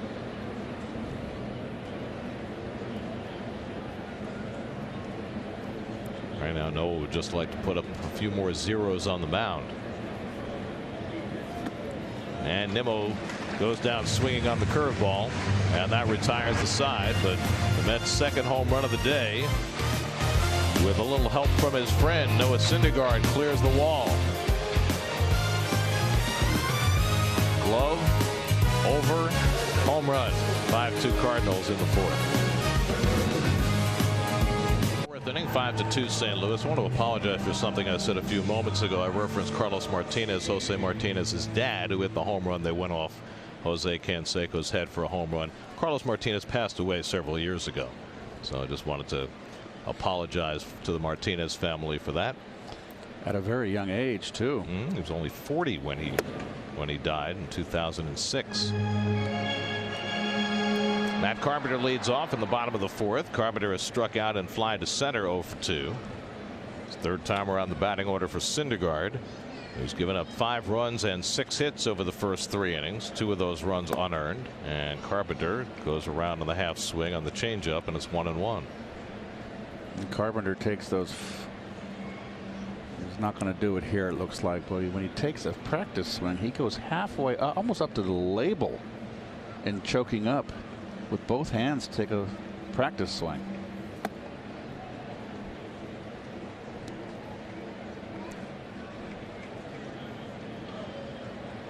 There it is right there. So there's some, I don't know why, but whatever works. Well, you took practice swings from the on deck circle on one knee. No, I didn't swing one yet. I did all my practice swings. I used to put the donut on the bat, would get my loosen up, make the bat feel lighter. And then I'd get down on one knee and I would put the pine tar rosin and I'd watch the pitcher work, because that's the best angle you're going to get in the on deck circle, as far as close to behind us you can from home plate, to get a look at what he's throwing out there. But why did a knee help you? It just was relaxing. Oh, I see. And I know the players today. I mean, you look at Goldschmidt in the on deck circle right now.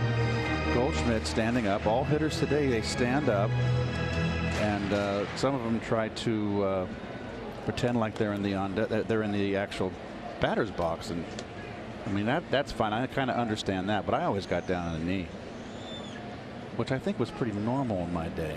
You think? Yes, I do. 3-2, and Carpenter bounces it foul. I mean, it was just something about being on one knee, leaning on your bat. You know, Mickey Mantle did it. It's like you were a major league player. You were saving your energy for what mattered.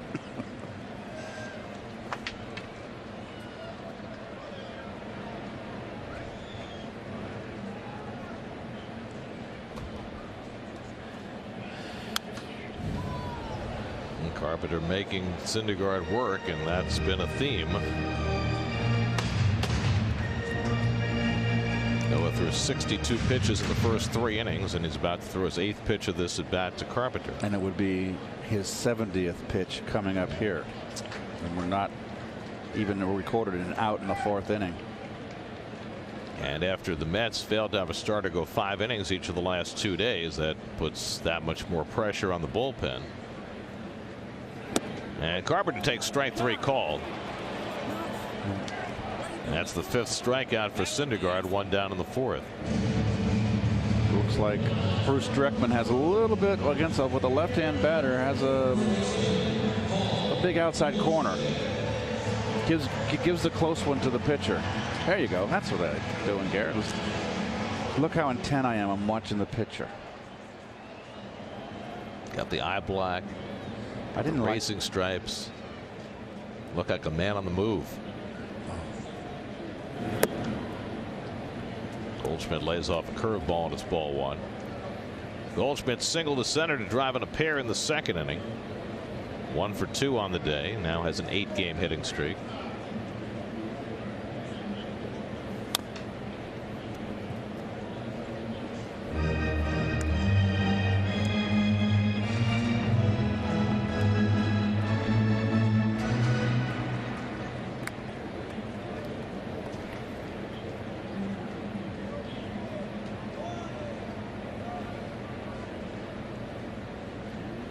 One to Goldschmidt, and the fastball pops the inside corner, 1-2. Well, yesterday the Marlins beat up on Max Scherzer the day after Miami fired their hitting coach, Mike Pagliarulo. Today, though, Steven Strasburg shut the Marlins out for 8. Goldschmidt lifts one down the right field line. Conforto over and runs out of room. So I guess things are back to normal. Everybody seems to be treading water in the National League East right now. Well, the Braves and Nats, much like the Mets, are having all sorts of pitching issues, particularly in their bullpens. The Phillies are dealing with injury problems. Everybody's 5-5 the last 10 games, Gary, in the division, except Atlanta's 4-6 and Miami's 3-7. So they're all just kind of jockeying around here like the beginning of a horse race, trying to get position. Well, the Mets have played a lot of games against the division to start the year, and they'll have 3 more coming up starting tomorrow night. Then they'll go out of division for a while. Inside to Goldschmidt, another full count for Syndergaard. Too many of those.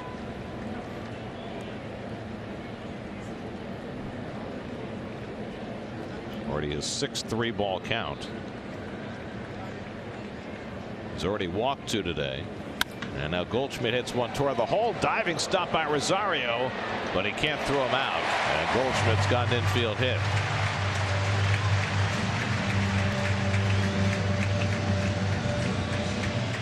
Well, nice backhand here. Goldschmidt, a lot quicker runner than he looks. Yep. Beats that ball out in the hole.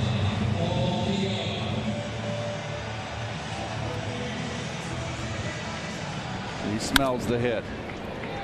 They're busting out of that box. He can get down the line. He can steal an occasional base too.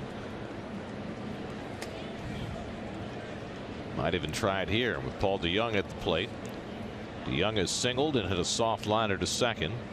1 for 2, and there goes Goldschmidt, and DeYoung pops one up into shallow right. Goldschmidt went sliding into second. He'll hustle back as Conforto comes in to get it, and that's the second out. So that was not a hit and run.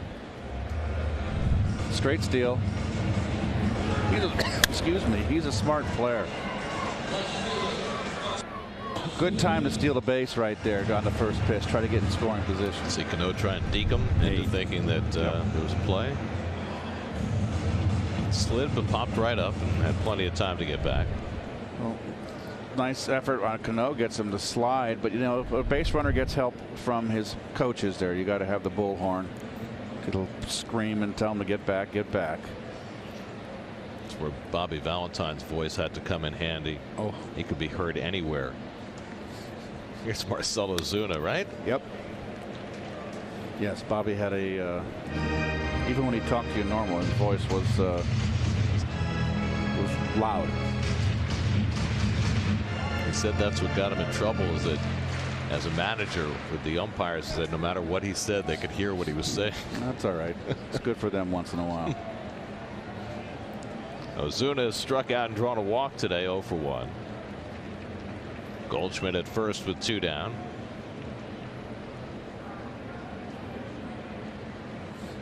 Timeout.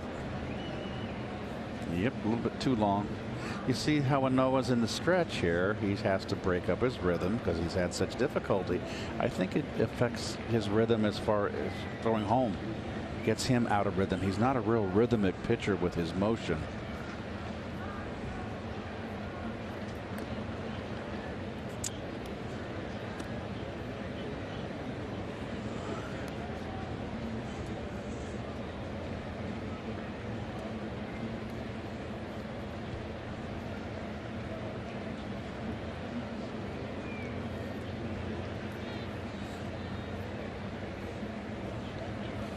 Ozuna rockets one to left field. Back toward the gap goes McNeil, and he can't get it.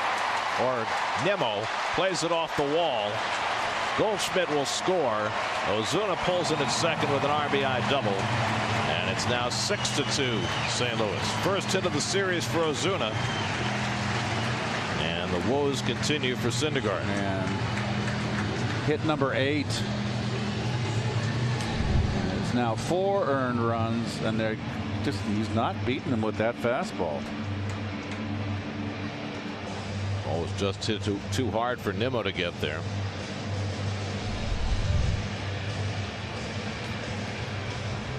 Eight hits now for the Cardinals. 81 pitches for Syndergaard. Daniel Zamora, who just arrived today, will be the first man up in the Mets bullpen.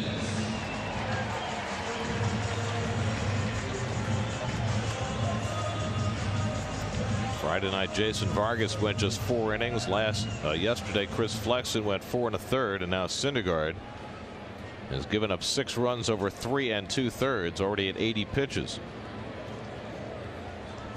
Here's Jose Martinez, who's walked and blooped a single. He scored 2 runs. Ozuna at second, and a first pitch curveball swung and missed. You see what the opposition has done with runners in scoring position, especially lately. He's been unable to work himself out of trouble when he's gotten into trouble.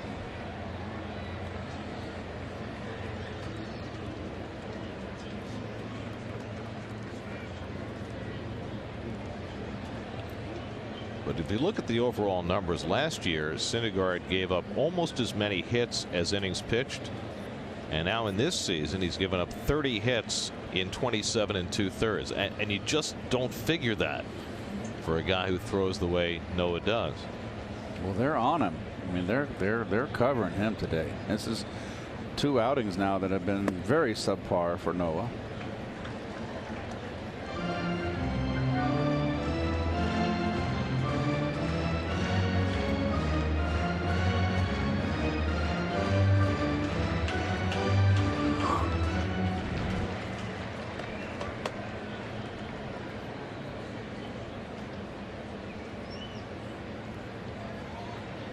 One and one to Martinez with 2 out.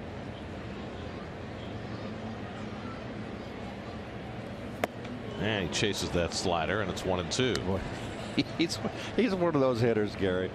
What he could look like this.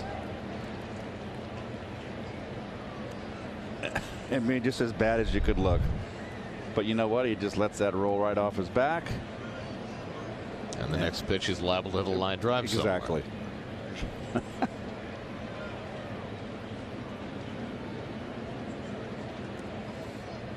1-2 coming. And the curveball off the plate, 2-2.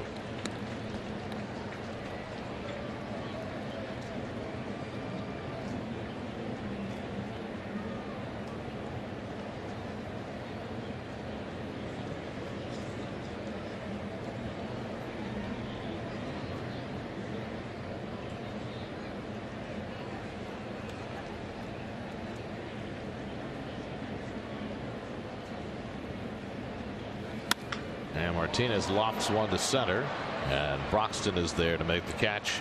That retires the side, but the Cardinals tack on a run and lead 6-2 after 4. Save for every run the Mets score against the Braves, Phillies, and Cardinals during this road trip. You'll save 1% on select tickets to the upcoming homestand April 22nd through May 2nd. For more information, visit Mets.com/runs. Gateway Arch sparkling on a sunny Easter Sunday. There's the Infinity Line score. Syndergaard's given up 6 runs over the last 3 innings. He got 1 back himself with a home run, but that math not working for the Mets so far today as Pete Alonso leads off against Dakota Hudson.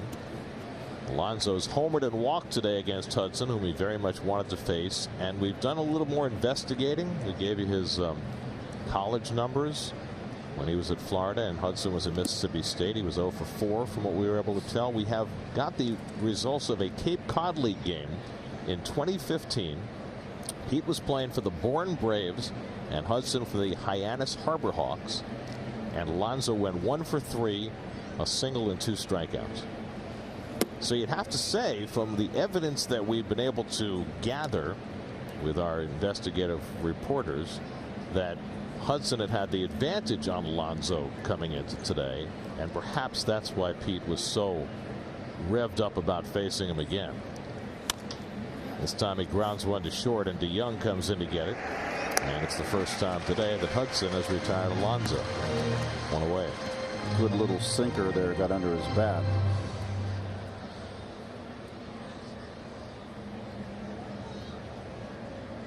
Still 1 out and nobody on now. Robinson Cano is 1 for 2, reached on there, a single to center.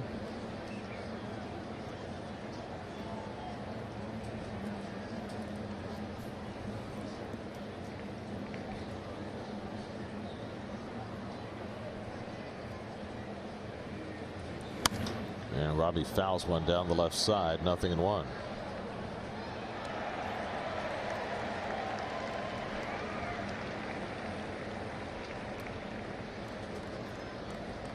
Dakota Hudson won 4 games in relief last year, but today he's looking for his first big league win as a starting pitcher. He had failed to go 5 innings in each of his first 3 starts this year, and he's trying to get through the 5th inning today. Ooh, good slider.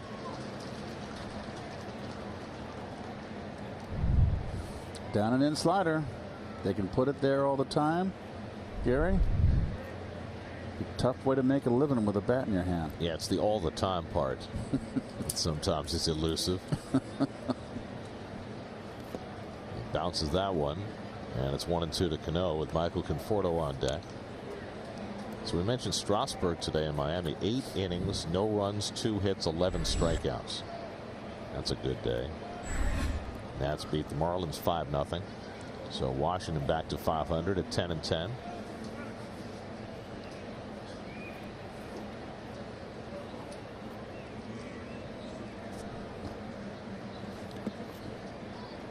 Buried that one. 2-2. 24-year-old Dakota Hudson, 4th big league start. Still has rookie status despite pitching in 26 games in relief last year. I think it's if you have fewer than 50 innings and fewer than a certain number of days on the big league roster, you still retain your rookie status, and Hudson has. Fly ball center field, chasing Fowler back to the warning track at the wall. It's out of here. Robinson Cano adds a home run, his 3rd of the year. The Mets' 3rd home run today, and it cuts the Cardinals' lead to 6-3.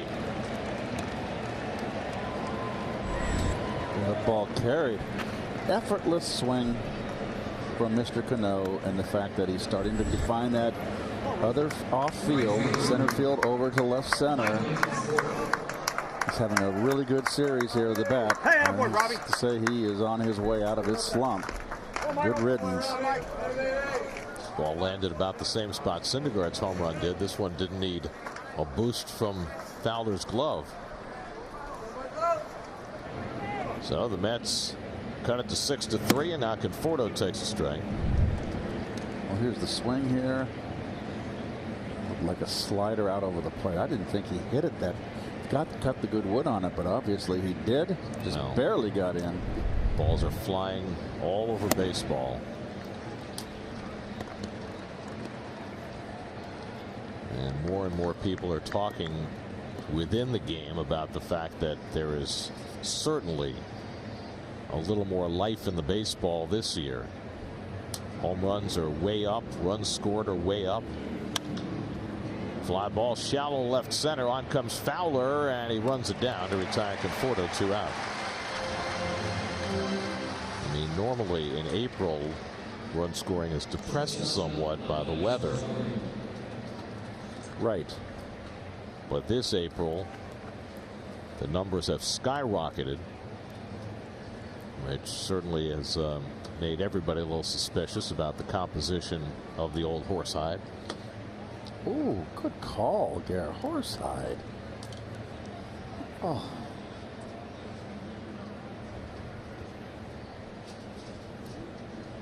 Here's Rosario, who's 1 for 2, single to center, hit into a fielder's choice. And he goes after the first pitch fastball, 0-1. Who's Hot brought to you by your local Kia dealers. And Rosario now with an 8-game hitting streak with his base hit today. Hasn't been tearing the cover off the ball. 9 hits in the 8 games, but nonetheless a nice streak for Ahmed, who's hitting 5th in the order today for the first time this year. And he grounds that one in the hole at short. Ooh. Backhanded by DeYoung, and the quick release to get Rosario's side retired. Robinson Cano hits his 3rd home run of the year. Mets' 3rd home run of the day. But they're still short by 3 at 6-3 Cardinals halfway through. Box score brought to you by Mobile.com. Noah Syndergaard getting cuffed around for 6 runs and 8 hits. Paul Goldschmidt had a 2-run single in a 3-run second. A lot of contributors for St. Louis today. And they lead 6-3 as we go to the bottom of the 5th. Syndergaard still out there, 85 pitches deep, trying to at least get through 5 today. Yadier Molina leads off for the Cardinals, 1 for 2, singled and scored in the second, drove in a run with a ground out in the 3rd, and he swings at the first one and pops it up.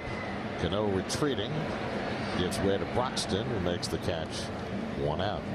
So 1 pitch and 1 retired for Syndergaard. That's been a rarity today. He has run so many deep counts.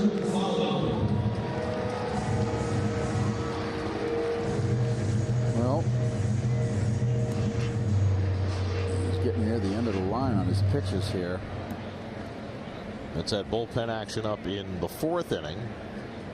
But nobody throwing now, trying to get Syndergaard through this fifth, facing the lower part of the batting order. Dexter Fowler doubled down the right field line to drive and run his last time up, and he takes a curveball at his feet for ball one. John Brebbia gets up in the Cardinal bullpen. Dakota Hudson got through 5 innings for the first time as a starting pitcher in the majors. He's at 89 pitches through 5, so he might be done. His turn is due up 4th in this inning, and the changeup fouled off by Fowler, a ball and a strike.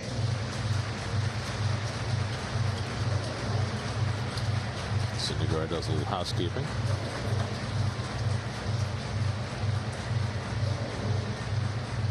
A measure of how difficult it's been for Noah today. He's run 5 full counts. In those 5 plate appearances, he's thrown 34 total pitches. And in the 5 full counts, he's given up 2 hits and a walk.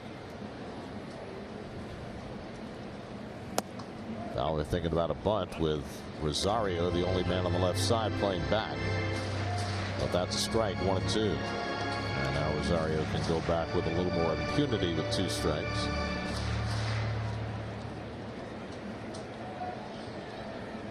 Colton Wong waiting on deck. And Noah misses upstairs with a fastball, 2-2.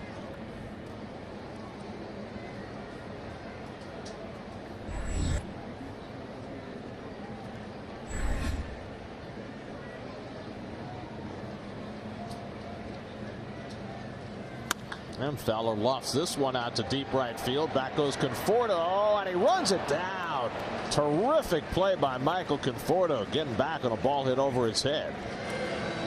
And that's the second out. Well, he runs a long way for this ball.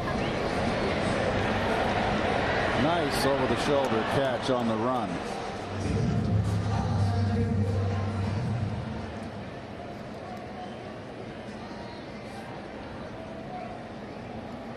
Pitcher thankful for the help.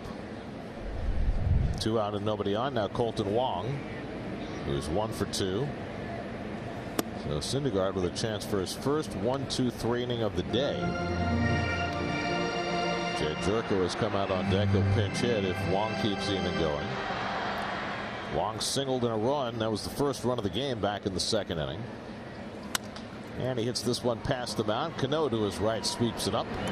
And that retires the side, and Syndergaard has that elusive 1-2-3 inning. Replayed 5 in St. Louis. Mets down by 3. House gang followed and knocked on the field.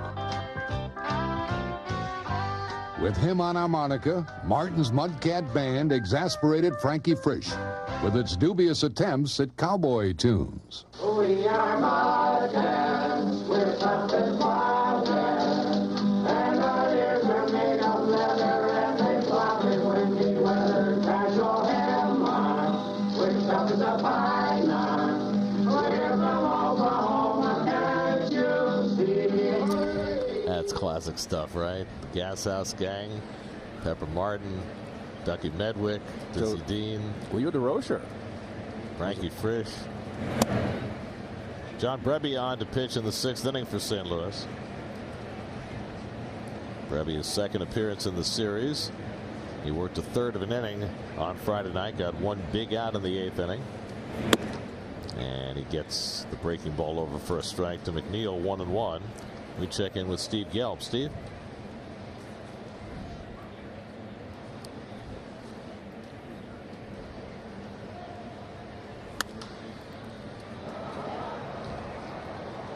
Gary, next time you toss it to me, I'll make sure my mic is on, okay? Calling all cars. Audible this. Let's start this over. Given the way that this season has gone, it's easy to forget sometimes that Jeff McNeil looked like he was a goner for a day at one point this offseason. Looked like he was going to be included in that Cano and Diaz trade. And if you think Mets fans were uneasy about that, what about the player himself? He was sitting in an airport in New York as that hits McNeil. So he's on first base right now, but he was sitting in an airport in New York about to board a flight to California when he saw on social media that he was about to be traded. Now, I don't know why he didn't spring for the Wi-Fi on the plane, but he didn't. So he sat on the plane for 6 hours wondering what was going to happen, landed, saw on Twitter he had been traded, and then 20 minutes later got a call from his agent, said that wasn't true, and he was out of the deal. That's a long time to sit on tenterhooks. Yes. I think I would have invested in the Wi-Fi if I were he. It's the 4th time McNeil's been hit this year, by the way. Almost as long a time as you had to wait for me to turn on my microphone for that report. Was it you? No, that was me. Are you taking the blame for this? I take the blame when I am to blame, and I was to blame. Well, takes a big man, Steve. We appreciate that. I'd like to be a fly on the wall when you have that conversation with Kurt when you get home.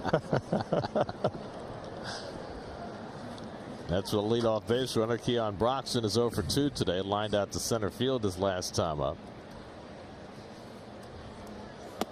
And he takes a rip at the Brebbia fastball, and it's 0-2. John Brebbia off to a great start this year, his 3rd year in St. Louis. He's worked in now his 10th game, 11 2/3 innings, 1 run, 5 hits. He has been the stalwart in the bullpen, as well as John Gant have been the 2 guys that have been really the backbone of that bullpen, along with Hicks. And Dominic Leone's done a nice job too. Their bullpen in general has been really good. The only guy who has not pitched particularly well in the bullpen is their key acquisition, Andrew Miller. Robert Gazelman up in the Mets bullpen as they work down toward the bottom of the batting order. We have not seen Miller or Hicks yet in this series. We saw everybody else on Friday night. And the breaking ball misses somewhere, and it's 2-2. Jeez. What are we going to do? It keeps Keon Broxton in the at-bat. Travis d'Arnaud on deck, and then the pitcher's spot.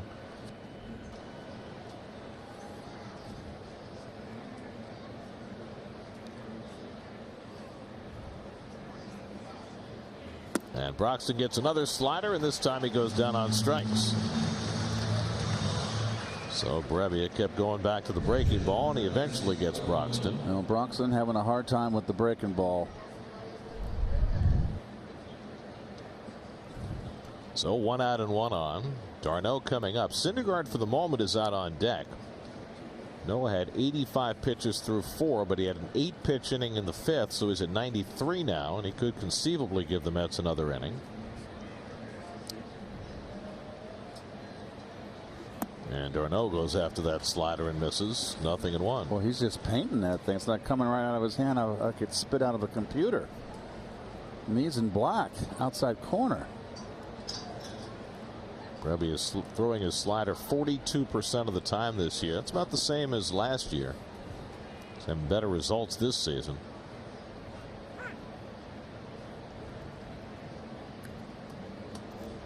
Well, if Syndergaard gets to get the turn at bat, he can match his feat from a few years ago at Dodger Stadium when he hit 2 home runs in a game.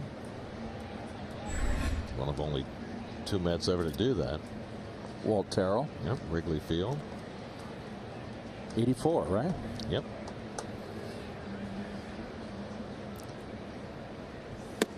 And d'Arnaud loses the bat, which sails over Syndergaard's head and up against the screen. Jeez.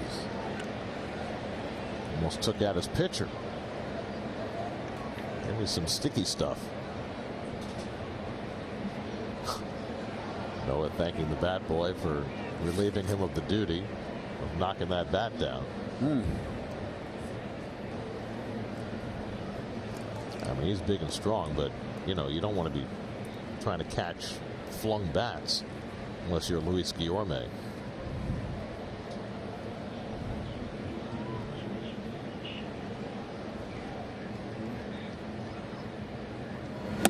And d'Arnaud down on strikes. Brebbia gets him with a fastball, and there are 2 out.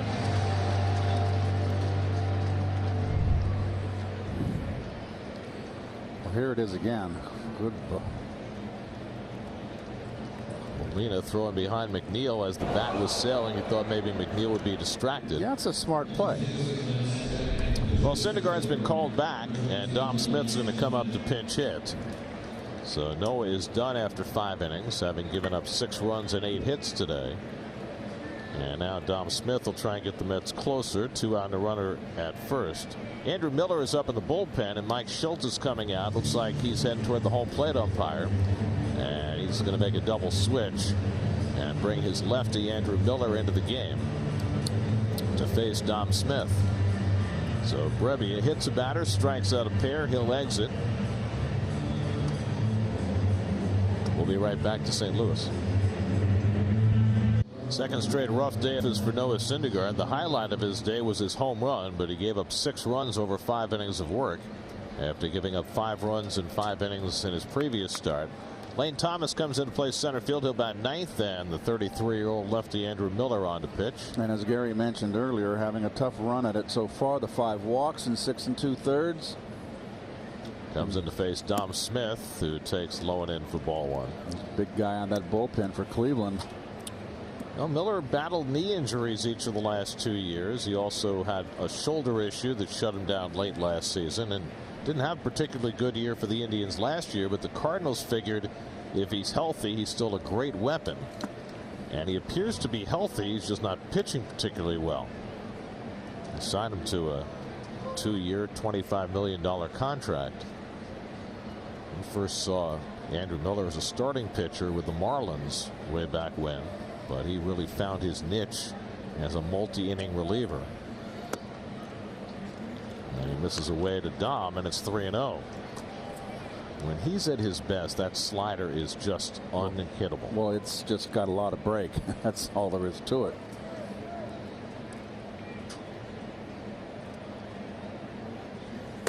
And he misses away, ball 4. And so a 4-pitch walk to Smith. And the Mets will get the tying run to bat here in the 6th inning. So Miller brought in to face the lefty, issues the walk, and now J.D. Davis is going to bat for Brandon Nimmo. So this is the first time we've seen this kind of move with Nimmo being taken out against a tough left-hander. And Davis, who specializes in hitting lefties, will take a crack at Miller. Nope. Mickey Callaway managing to win in this inning, trying to force the issue. Davis has had 1 career at bat against Miller, 0 for 1. Mickey taking a shot here in the 6th inning, using 2 pinch hitters off his 4-man bench to try and get this thing turned around. I'm just not a fan of the 4-man bench. It's just leaves a manager way too vulnerable. Davis against lefties, 4 for 13 with 2 home runs. Bats here with 2 out and 2 on. And J.D. takes outside. That's 5 in a row out of the strike zone for Miller since coming on. You got Pete Alonso waiting on deck. Davis started the first 2 games of this series, went 2 for 7, drove in a pair of runs.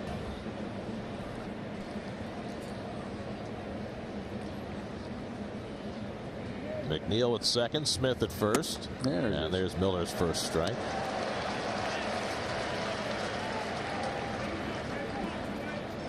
See, when they do the sarcastic roar in St. Louis, it doesn't sound sarcastic.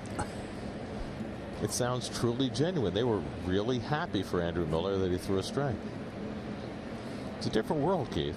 Well, I play here. I know you know. And the fastball inside 2-1. Oh boy, he's getting himself in trouble here.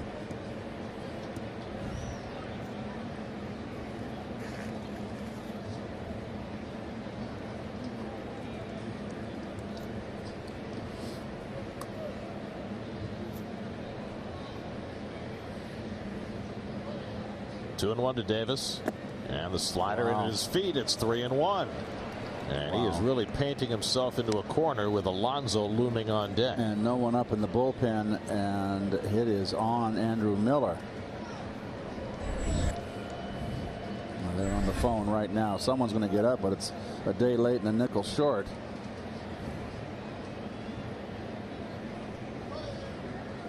Three and 1 now to J.D. Davis. And he takes a strike, borderline on the inside corner, 3-2.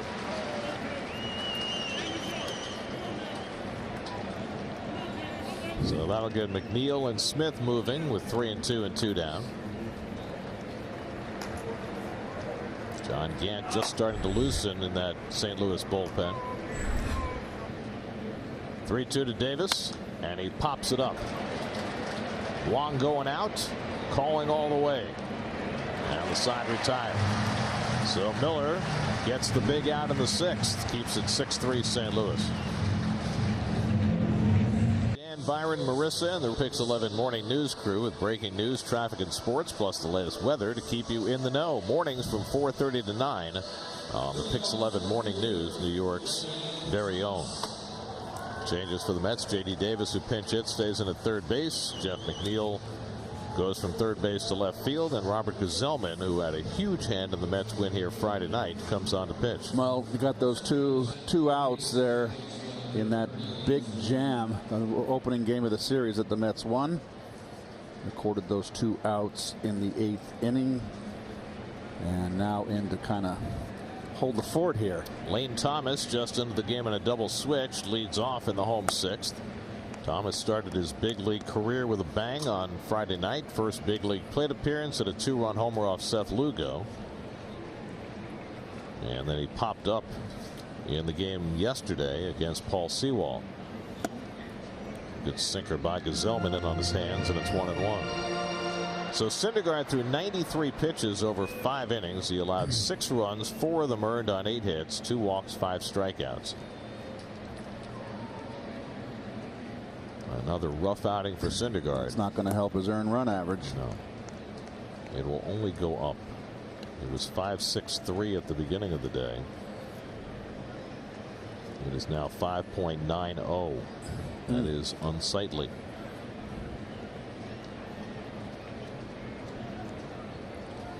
Matt Carpenter on deck, then Paul Goldschmidt for the Cardinals in the 6th. And Thomas takes low and in, 3-1.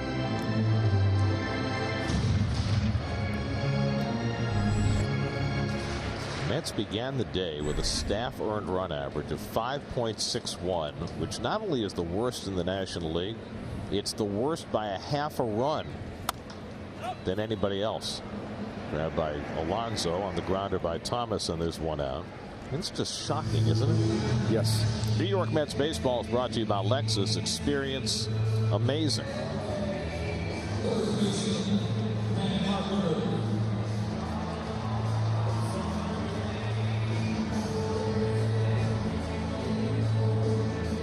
Here's Matt Carpenter, who's gone 0 for 3 today. Syndergaard struck him out twice, got him on a fly ball in between.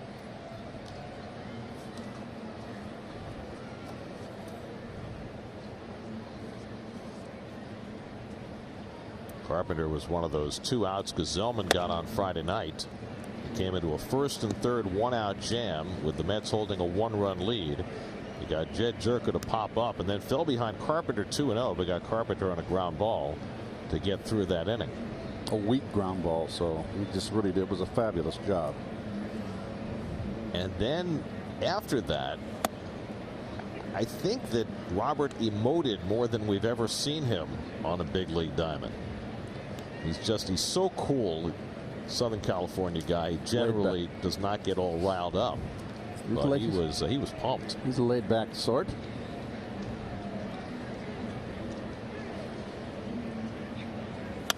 And Carpenter gets under 1 to right, deep. Back goes Conforto to the track.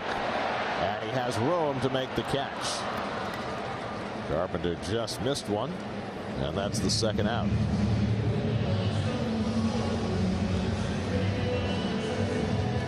Here's that reaction Friday night after he got Carpenter to ground out. Yeah. Just don't see that a lot from Rob. Well, that's what happens when you're getting in big situations in a ball game. These guys wouldn't be here if they weren't competitors. And you like what that kind of outing and that kind of reaction can do for Gsellman going forward. It's Goldschmidt with 2 out. He's going to get 2 hits today and driven in 2 runs.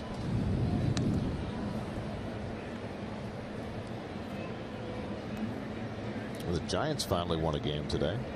Beat the Pirates 3-2 behind Derek Rodriguez. Buster Posey hit his first home run of the year for the offense-starved Giants. They scored all of 3 runs and got a win.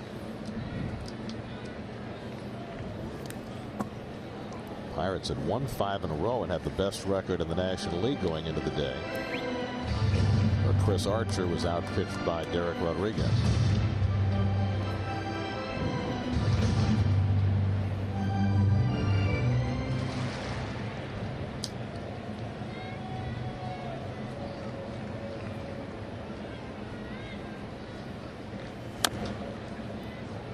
2-1 to Goldschmidt.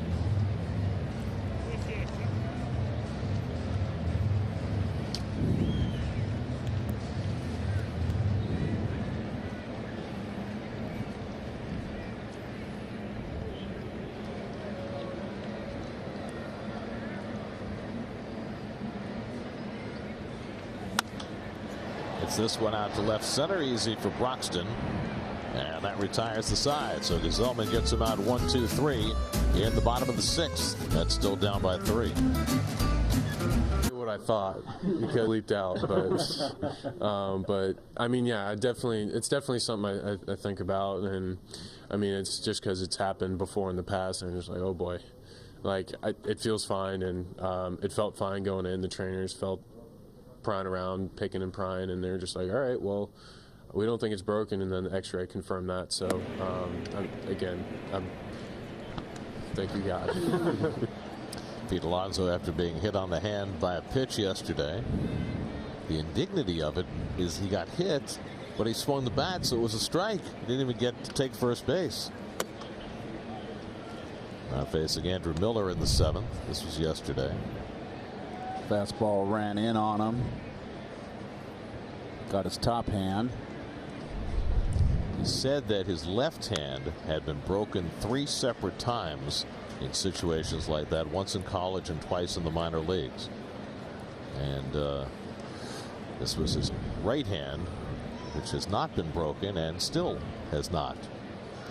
And then he responded his first time up today with a long home run to center field. He's also walked and grounded out. And the backdoor slider misses for Miller, 2-2. Mets box score brought to you by Spectrum. Visit SpectrumMobile.com today. Alonso, Syndergaard, and Cano all with solo home runs. That's the Mets offense today. Syndergaard better at the plate than on the mound. Alonso down swinging on the fastball from Miller. And that's the first out of the 7th. Up and away, wants it in. Did not get it in, and above the belt, swung right through it. Yeah, like so many hitters today, Alonso a little more vulnerable upstairs than down. Sure. I mean, if you look at his home runs this year, they've either come in the middle third or the lower third of the strike zone. None in the upper third. There's a call strike to Cano, who homered his last time up. Cano's seen Miller plenty. 3 hits in 17 career at bats.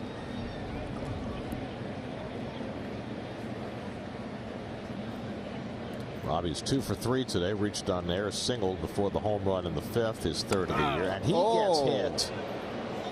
Miller running one inside on Cano, and that one stung.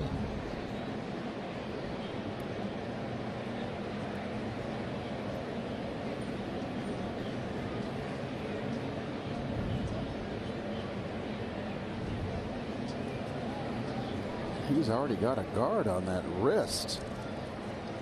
Did it get him on the guard, do you think? I don't know. Geez.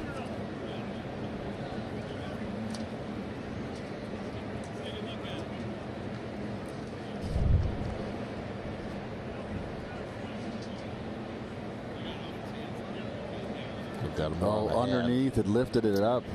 Yeah, more on the hand than on the wrist. The question is, you know, that wrist where that little ball is on your from the ulna. That's, I mean, they're going to have to. You're going to have to take a precautionary X-ray here. Well, remember that the Mets are a little shallow on the bench now because they already used 2 pinch hitters. They only have 2 more guys left. Their backup catcher, Wilson Ramos, and Juan Lagares. So you'd have to move McNeil back to the infield if you took Cano out of the game and put Lagares in there. But right now the concern as to whether this is more than just a bruise. Yeah, he's going to leave. He's coming out.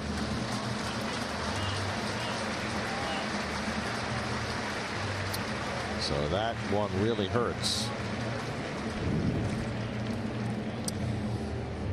Joe Golia, the assistant athletic trainer, Brian Chicklow out there as well.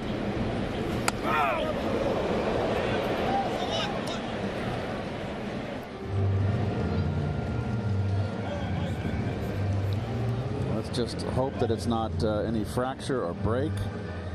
But this is pretty scary. It goes under the pad, just didn't quite protect. Yeah. And it got that wrist, Garrett. It protects the top of the hand, but it doesn't protect the bone on the side of the wrist, which is where it appears to get him. Now, Mickey Callaway is in heated conversation with Paul Emmel. Are they saying that was a fair ball? Because Miller fielded the ball as though it was a fair ball and threw to first base. And I'm not sure what this is all about. Paul Emmel is the crew chief. They're saying this ball's in play, not a hit by pitch. When a guy got hit on the wrist. Well, that's a challengeable play, so I don't know why Mickey is up in arms rather than just issuing a challenge if that's what they said. But it must be, because nobody's going to first base to run for the Mets. So that's going to go on the books as a 1-3 putout. But I don't really understand why you would get angry and get yourself tossed out of the game rather than challenging the call.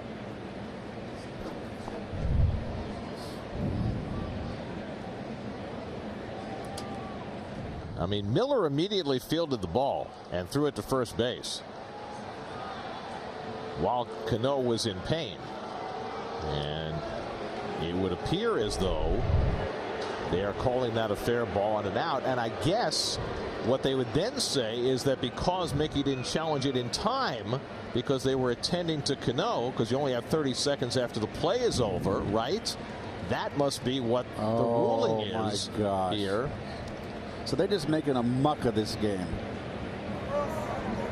Well, I think Mickey was clearly ejected during that little tirade, but that's got to be what it's about. They must have said that he did not challenge it in time because, of course, they were attending to Cano and not thinking about it. I didn't see the umpire rule on the field that it was a fair ball. I did not see a rule. I did see Miller throw the ball to first base, but I did not see a ruling as to whether they did consider that a fair ball. I mean, your immediate concern is your all-star second baseman. It's absurd. It's just they're making a muck of the game. I mean, if you're going to have replay, that's certainly a place that replay should be used. And technically, I guess the umpires are right that if the replay was not called for in timely fashion, the challenge wasn't made, then you're out of luck. Or did they call? Wait a second. What is going on? So they must have called it a. They called it a strike. And so Lagares was finishing the turn. I'm totally confused. They must have called it a strike, not a fair ball, and Lagares then finished the turn at bat for Cano. How can it be a strike when someone gets hit on the wrist? Well, unless it was a swing or a foul ball. But we have to see that again. And let's see if he swung. So that's why he's arguing with the third base umpire, because he's the one that came. That is no swing. Give me a break. And they can't have called it a foul ball because it went into fair territory. Look, Conforto hits one deep to right center. Back goes Thomas at the wall, and it's out of here. Michael Conforto with the Mets' 4th home run of the day. And they edge a little closer. It's now 6-4. Conforto's first hit in this series, his 6th home run of the year. And the Mets pull within 2 runs after the strangeness that just transpired. Did you see Conforto's reaction here after he makes contact? Watch. Nah, I was wrong. I thought he felt he didn't get it. That ball just carrying out there.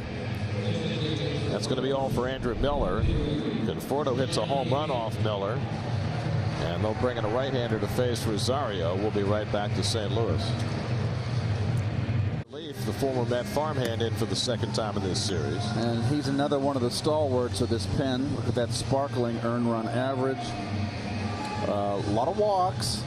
But boy, no one's getting base hits off of him. So we finally figured out what happened with Cano and with Mickey Callaway. On the hit by pitch, they called a swinging strike. That's why Mickey was upset with the third base umpire, Paul Emmel. He called it a swing, which it clearly was not, but that was the call. So, because he was hit by the pitch and they called it a swing, it's a dead ball, and that's the second strike. Correct. He didn't swing, but that's what Paul Emmel said he did. And that's why Mickey was so hot and he got ejected. And that's why Mickey went after Emmel, because Emmel made the call. And this is no swing. I mean, come on. There's no way. There's no way that's a swing. Now, the other thing is Lagares pinch hit with an 0-2 count, and then the third strike was recorded. But it goes on Cano's record. Anytime a pinch hitter takes over with 2 strikes and strikes out, it goes to the initial batter. So adding insult to injury for Cano. Well, let's just hope Cano hasn't got anything broke or fractured. Right. Meanwhile, Gant, who worked a 1-2-3 inning on Friday, trying to clean up the 7th after Miller gave up the home run to Conforto. Rosario's 1 for 3 today. I don't know what Emmel was looking at. I mean, there's no way he swung. Now, if you're wondering, with the ball rolling into fair territory, if a batter is hit by a pitch, even if he swings, it's a dead ball. So it can't be ruled a fair ball in that circumstance. That's carved into shallow right center. On comes Thomas, and he slides and makes the catch. Nice play, Lane Thomas, taking a base hit away from Rosario to end the inning. Conforto's home run makes it closer. Thomas ends it with that catch. 6-4, 7th inning stretch.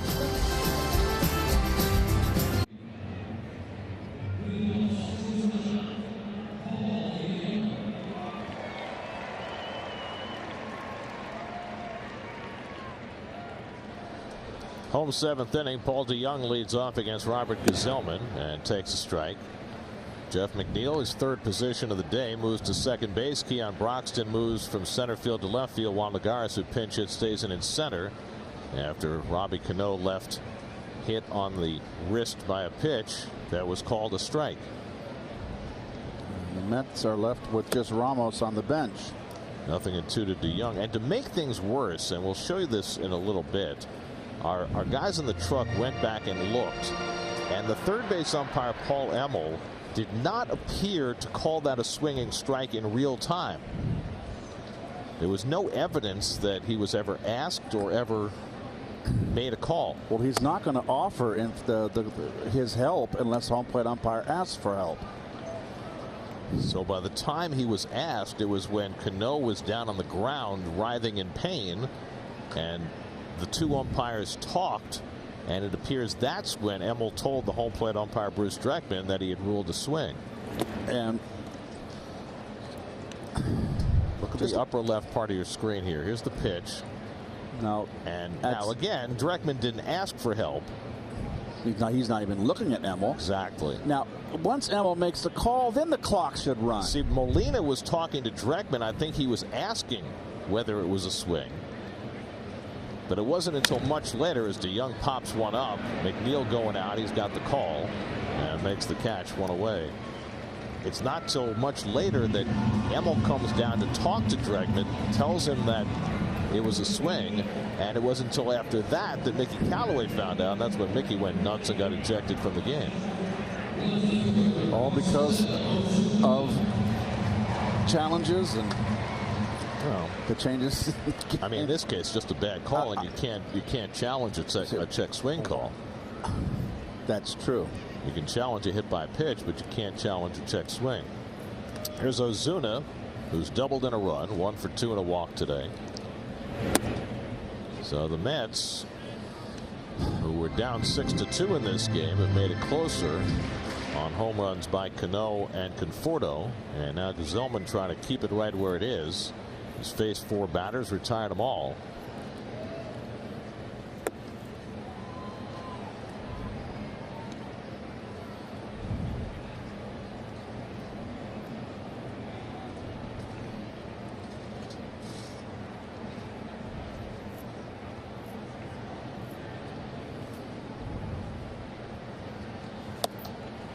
Good slider by Gazelman to get ahead on Ozuna, 1-2. It just seems like the Gazelman with that 2/3 in the 8th inning in the first game of the series here. It just he's got his confidence up. He looks sharp. Well, maybe it's just this ballpark. Remember, this is where he made his major league debut after John Neese got knocked out in the first inning back in 16. Ground ball hit at Rosario. He fields the hop and throws out Ozuna. Gesellman went 3 2/3 scoreless innings in that first ever major league appearance back in 16, and now he's back in St. Louis and doing well again. Now you can watch the PIX games on the go. Just log on to Pix11.com or download the Pix11 app for mobile devices.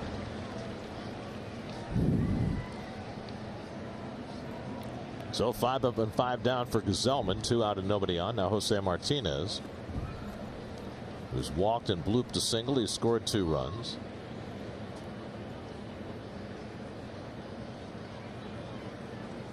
And a curved ball hit on the ground. Another chance for Rosario, but he boots it. Oh, boy. Oh, Rosario's tough defensive week continues. That's his 3rd error in this series and his 5th this week. Boy, oh boy. Second of the game. Look, his glove has not been down. You've always worked from the bottom up. And he's just not in position to field that ball. Boy, Keith, the first 2 weeks of the season, you could not play shortstop any better than what Rosario did. It's starting to get a little loose, Gary. Talk about a fielding slump. So that prolongs the inning for Yadier Molina, who's 1 for 3. He's driven in a run today.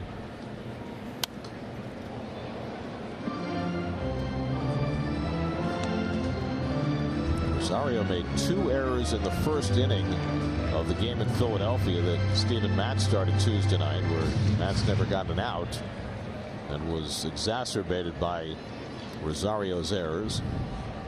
Then he made an error here on Friday night, and now 2 more today.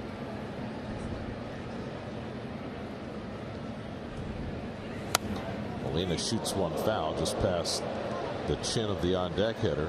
It's Jed Jerko, and it's 0-2. Daniel Zamora gets up in the Mets bullpen. Jerko on deck to pinch it for the pitcher, sitting in the 7th spot. There's Zamora. Dominic Leone is up in the St. Louis bullpen.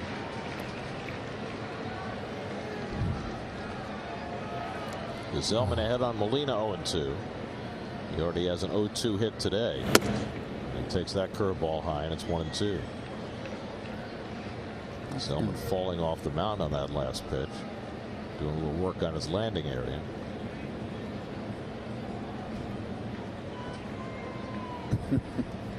That's dirt.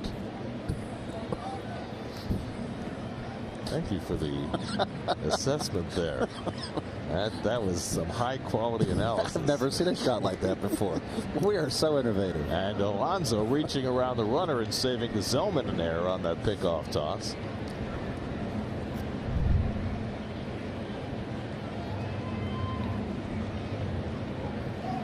Nice recovery from Big Pete.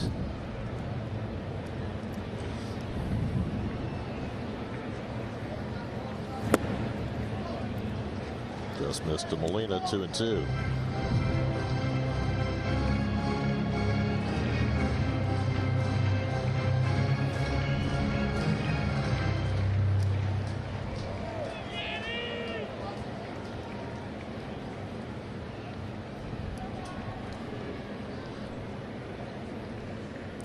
Two coming off the corner, and now Gesellman, after getting ahead 0-2, runs the count full to Molina.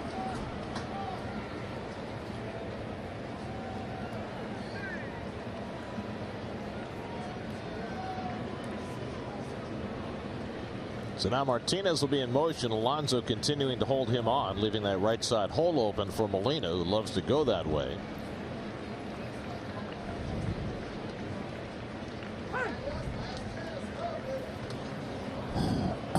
Time asked for.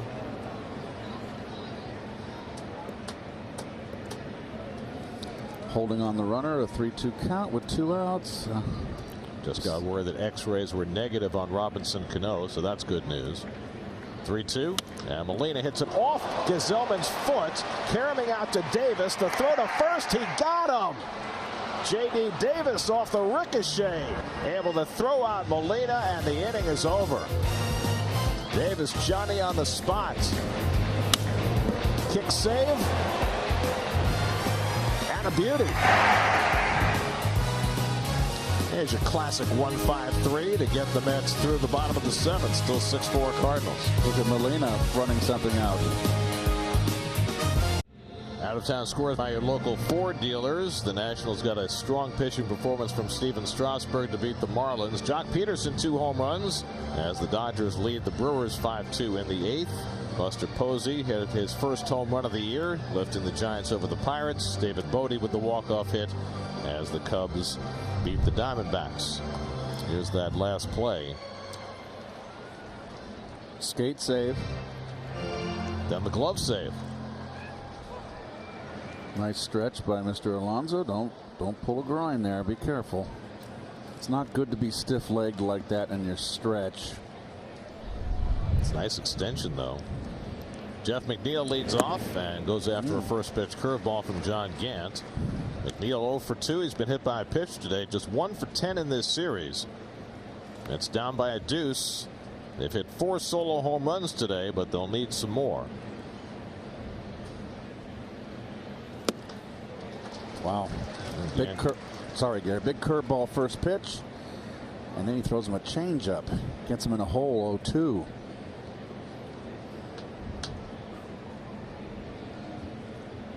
Deion Broxton on deck, and then Travis d'Arnaud for the Mets in the 8th. And McNeil got a piece of the fastball. Fouled it off Molina. Gant's got good stuff. He's got a good live fastball. It's the next Met, right, Garrett? Well, he started out in the Mets farm system. The Mets dealt him back in 2015 when they made all those trades. It was the deal where they got Juan Uribe and Kelly Johnson from the Braves.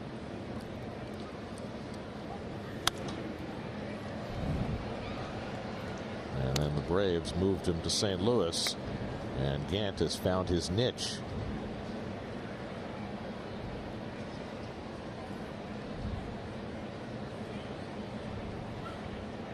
He was a starter last year with the Cardinals, made 19 starts, but he's been great out of the bullpen so far. Ball and 2 strikes to McNeil. Broxton on deck, d'Arnaud behind him, and then the pitcher spot, and the Mets have only Wilson Ramos left in the dugout. 1-2 coming, and McNeil able to waste that one away. Our next PIX telecast is Saturday when the Mets meet the Milwaukee Brewers. Coverage begins at 6:30 with Spectrum PIX pregame.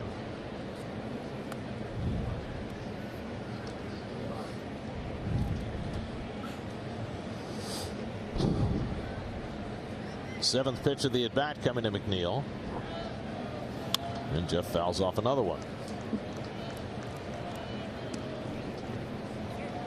Well, we see a lot of these at bats with Jeff, where he fights off pitches, stays in the at bat, becomes a very tough out. Good 2-strike hitter, good knowledge of the strike zone.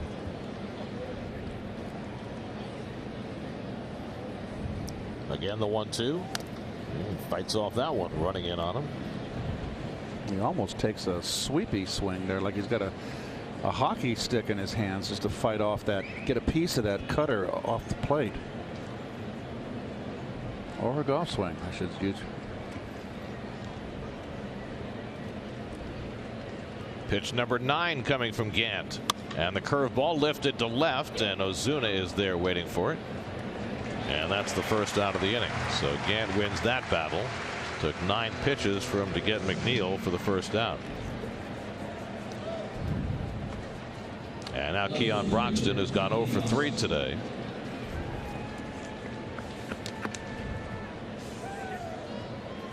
Broxton now hitless in his last 10 at bats.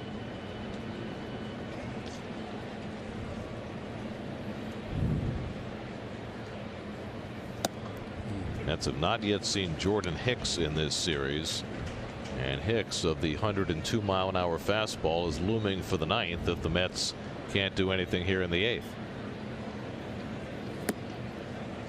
Ball and a strike to Broxton. Darno on deck, then the pitcher's spot. Remember, the Mets used 2 pinch hitters in the 6th inning trying to make a move. And then Cano got hurt in the 7th. That leaves them short. They only started with a 4-man bench. They'll probably go to a 5-man bench tomorrow when they activate Todd Frazier, which will be a welcome. Jim Riggleman, bench coach. Riggleman running the team. Mickey Callaway was ejected for the 2nd time this season after that ridiculous check swing strike call on Cano when he was hit by the pitch. 2-2 on the way, and Broxton goes down swinging. Good fastball by Gant to get him at 96 miles an hour for the 2nd out. This copyrighted telecast is presented by authority of the New York Mets and may not be reproduced or retransmitted in any form, and the accounts and descriptions of this game may not be disseminated without the express written consent of the New York Mets. So 2 out now. Darno, who's 0 for 3 with a couple of strikeouts today. Cardinal pitchers have struck out 10. Darno pops one up foul. That'll come back out of play. There's nobody out in the on deck circle at the moment for the Mets. Gesellman is due up next. Ramos is the only position player left. And you he would be, if it's 1-2-3, he could be your leadoff hitter.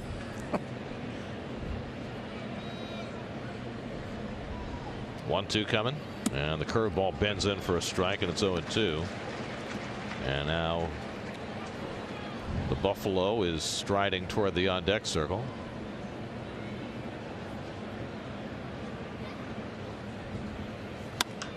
Darno carves one down the right field line. Martinez giving chase, and he makes the catch. Jose Martinez with the knee-high grab to take a base hit away from Darno and end the inning. He's happy to catch anything. This was a nice play. It almost popped out. No, they had it all the way. 6-4 St. Louis going to the bottom of the 8th. St. Louis, Robert Gesellman back out there for a 3rd inning of relief. He's thrown 28 pitches through his first 2 innings. Jairo Munoz will lead off for the Cardinals to pinch hit. Munoz's 2nd appearance of the series. He appeared as a pinch hitter Friday night, went 0 for 1. Munoz, then Colton Wong and Lane Thomas for the Cards in the 8th. And the first pitch curveball from Gesellman to Munoz for a strike. Meanwhile, Jordan Hicks and his triple-digit fastball are getting ready in the Cardinals bullpen.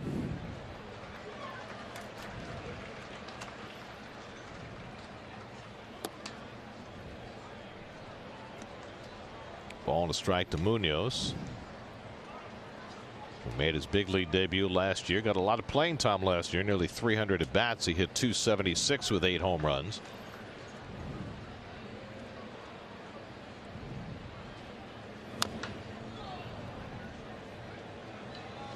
Noah Syndergaard went 5 innings today, allowed 8 hits, 6 runs, 4 of them earned. So far, Gesellman has held the fort with 2 hitless innings. And now trying to get the Mets to the 9th with this game no further than 2 runs behind.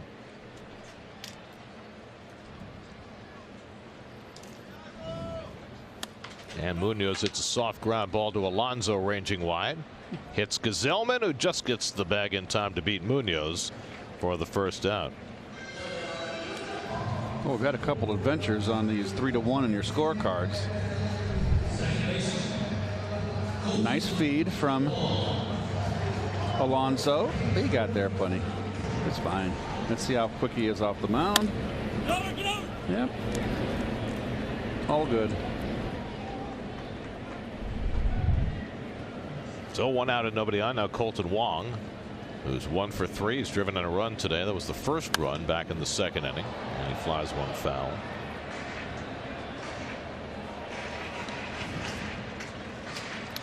In the 9th, the Mets will have the pitcher's spot, which I imagine will be Ramos. Yep, the only one left. Then Davis and Alonso.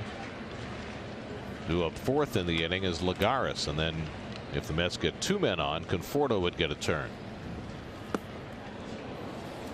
Zellman looks sharp. Well, he's worked 2 2/3 in this series, has yet to allow a hit or a walk. Ramos never took the bat out of his hands after he appeared on deck. He's ready to go. It's not your classic leadoff hitter. You're not going to ask him to steal a base. No. But you're down by 2 runs anyway. He will be also 1 base at a time. Yep, that's all that's necessary. Because he is not the tying run. Just get on any way you can, which is easier said than done against Hicks, who at age 22 has become quite the weapon at the end of games for St. Louis. 1-2 coming to Wong, and the curveball in the dirt. 2-2.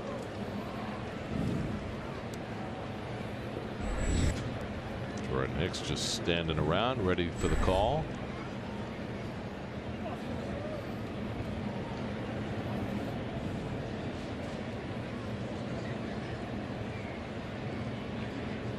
Two from Gazelman, and he gets it with a changeup. Nice job by Gazelman to take care of Wong for the second out.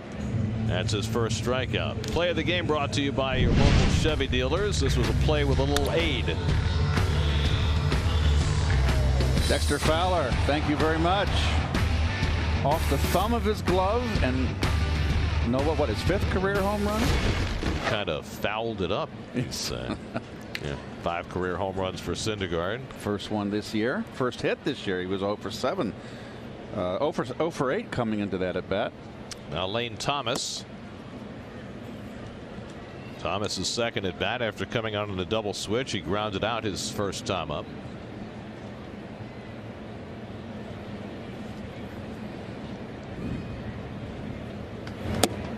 And the curveball bends in for a strike, and it's 1-1. He's had everything working. I've not seen him this sharp and rhythmic. He's not overthrowing. Throwing all 4 of his pitches, and all effectively. And a soft ground ball. Davis cuts in front to grab it, and the throw too late. That little tap by Davis might have cost him that play. It's an infield hit for Lane Thomas, who can really get down the line. Well, we had the interview with Davis, and he said about how he taps the glove if he has more time, but it's a bad habit. Oh, he's out. He is going to be out. Yep, the Mets are challenging the call unless Alonso is off the bag. No, I think he's on. There's no reason to cheat. I don't know, Keith. That foot is coming off. The question is, did it come off before he had the ball? Let's see. Either way, this is a routine play if he doesn't double clutch. It's tough to tell right there. Yeah, I think he's out if he stays on the bag. Let's see. And they call him out. Okay. So the Mets challenge the call and get the ruling in their favor.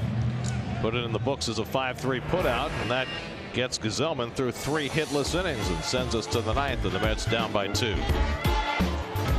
Pinch hit, stays in the game, and Jordan Hicks and his 100-mile-an-hour fastball will try and close it for the Cardinals. 4 of 5 saves so far.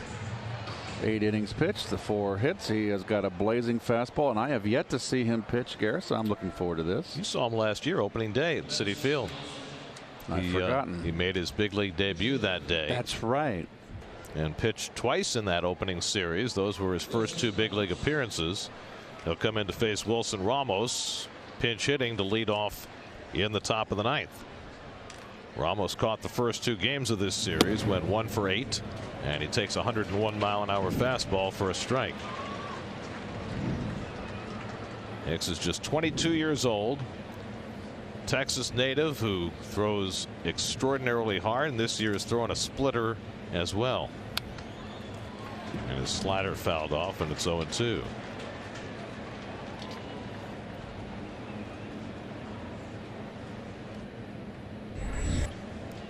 J.D. Davis on deck, and then Pete Alonso.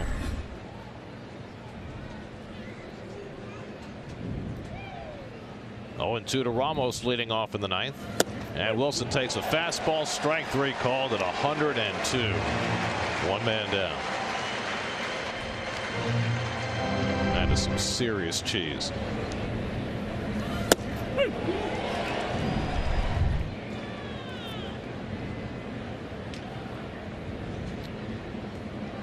So 3 pitches, 1 strikeout, and now Davis up for the second time. Pinch hit in the 6th inning and popped up with 2 men on. Trying to get aboard for Alonso, and swings through the fastball, 0-1.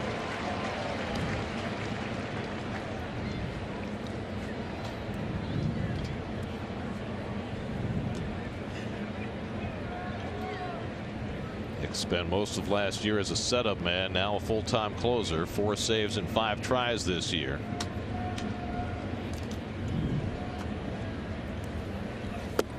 And he runs one inside, ball and a strike. If you're wondering about home runs, well, those are hard to come by against Hicks as well. Gave up only 2 home runs as a rookie last year in 73 appearances, none this year.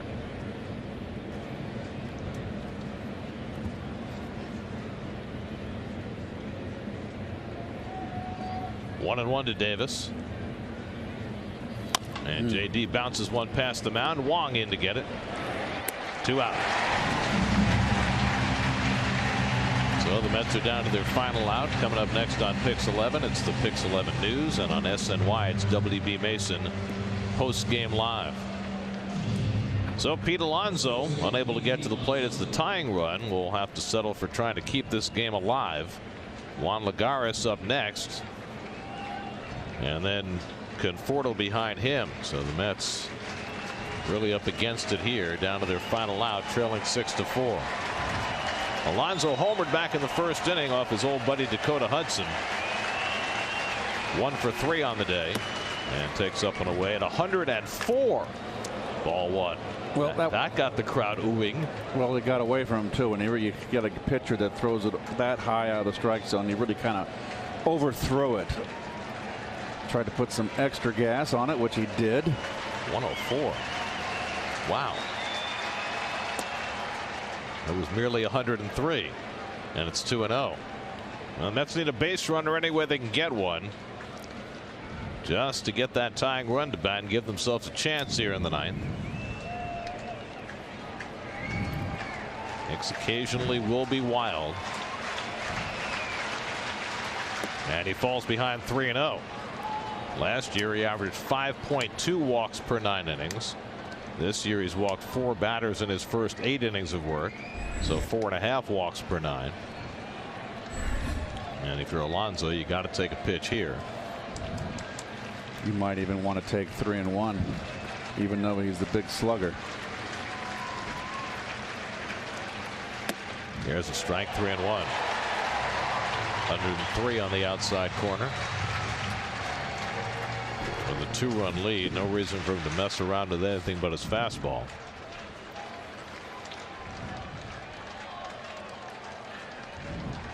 (3-1) coming to Alonso, and he takes a borderline strike. Generous call from Bruce Dreckman to get it to 3-2. Well, no complaint from Alonso. So the Mets are down to their final strike.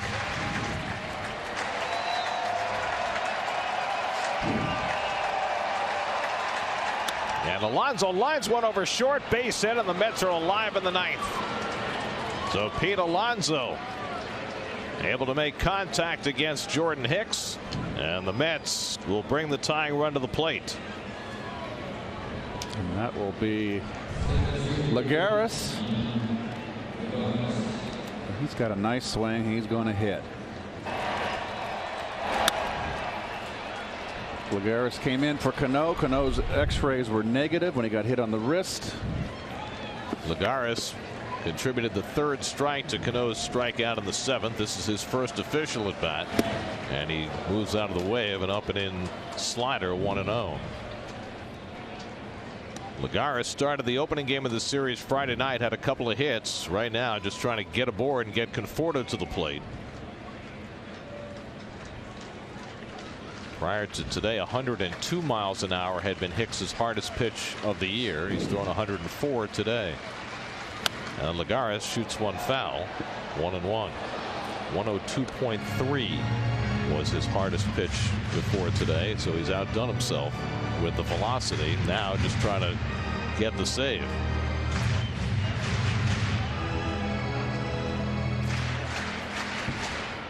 Lagares 0 for 1 in his career against Hicks. Alonso not being held on at first. Lagares the tying run at the plate, and he chases the slider, and now it's 1-2. So again, the Mets are down to their final strike.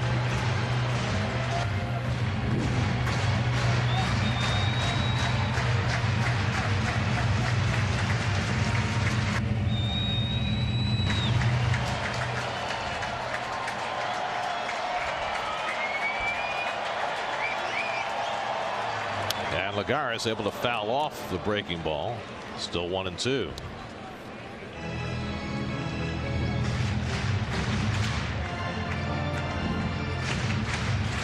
Hicks retired the first two batters before Alonso's base hit. Now Lagares trying to keep the Mets alive.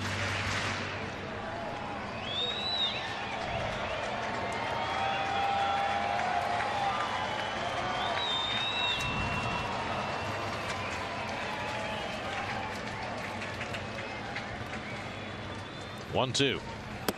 On the outside corner. Lagares caught looking. Hicks nails it down for the Cardinals, and St. Louis takes 2 out of 3 in the series as they put a hurting on Noah Syndergaard, survive 4 Mets home runs, and the Mets finish off a 4-6 road trip as the Cardinals win this one 6-4. Well, this game just was a slog all the way through. Syndergaard didn't have it. 6 runs, 4 earned in 5 innings, 2 walks, 8 hits. Mets tried to get back in it, but the bullpen for the Cardinals, which has been stellar, shut the door. Game summary brought to you by your Tri-State Audi dealer. The Mets' woes in St. Louis continue. They've won just 2 series here in the last 20 years. Cardinals take 2 out of 3 in this one as they win 6-4 beyond the rookie Dakota Hudson, who gets his first win as a starting pitcher in the major leagues. 6-4 the final. We'll come back with more from St. Louis in a moment.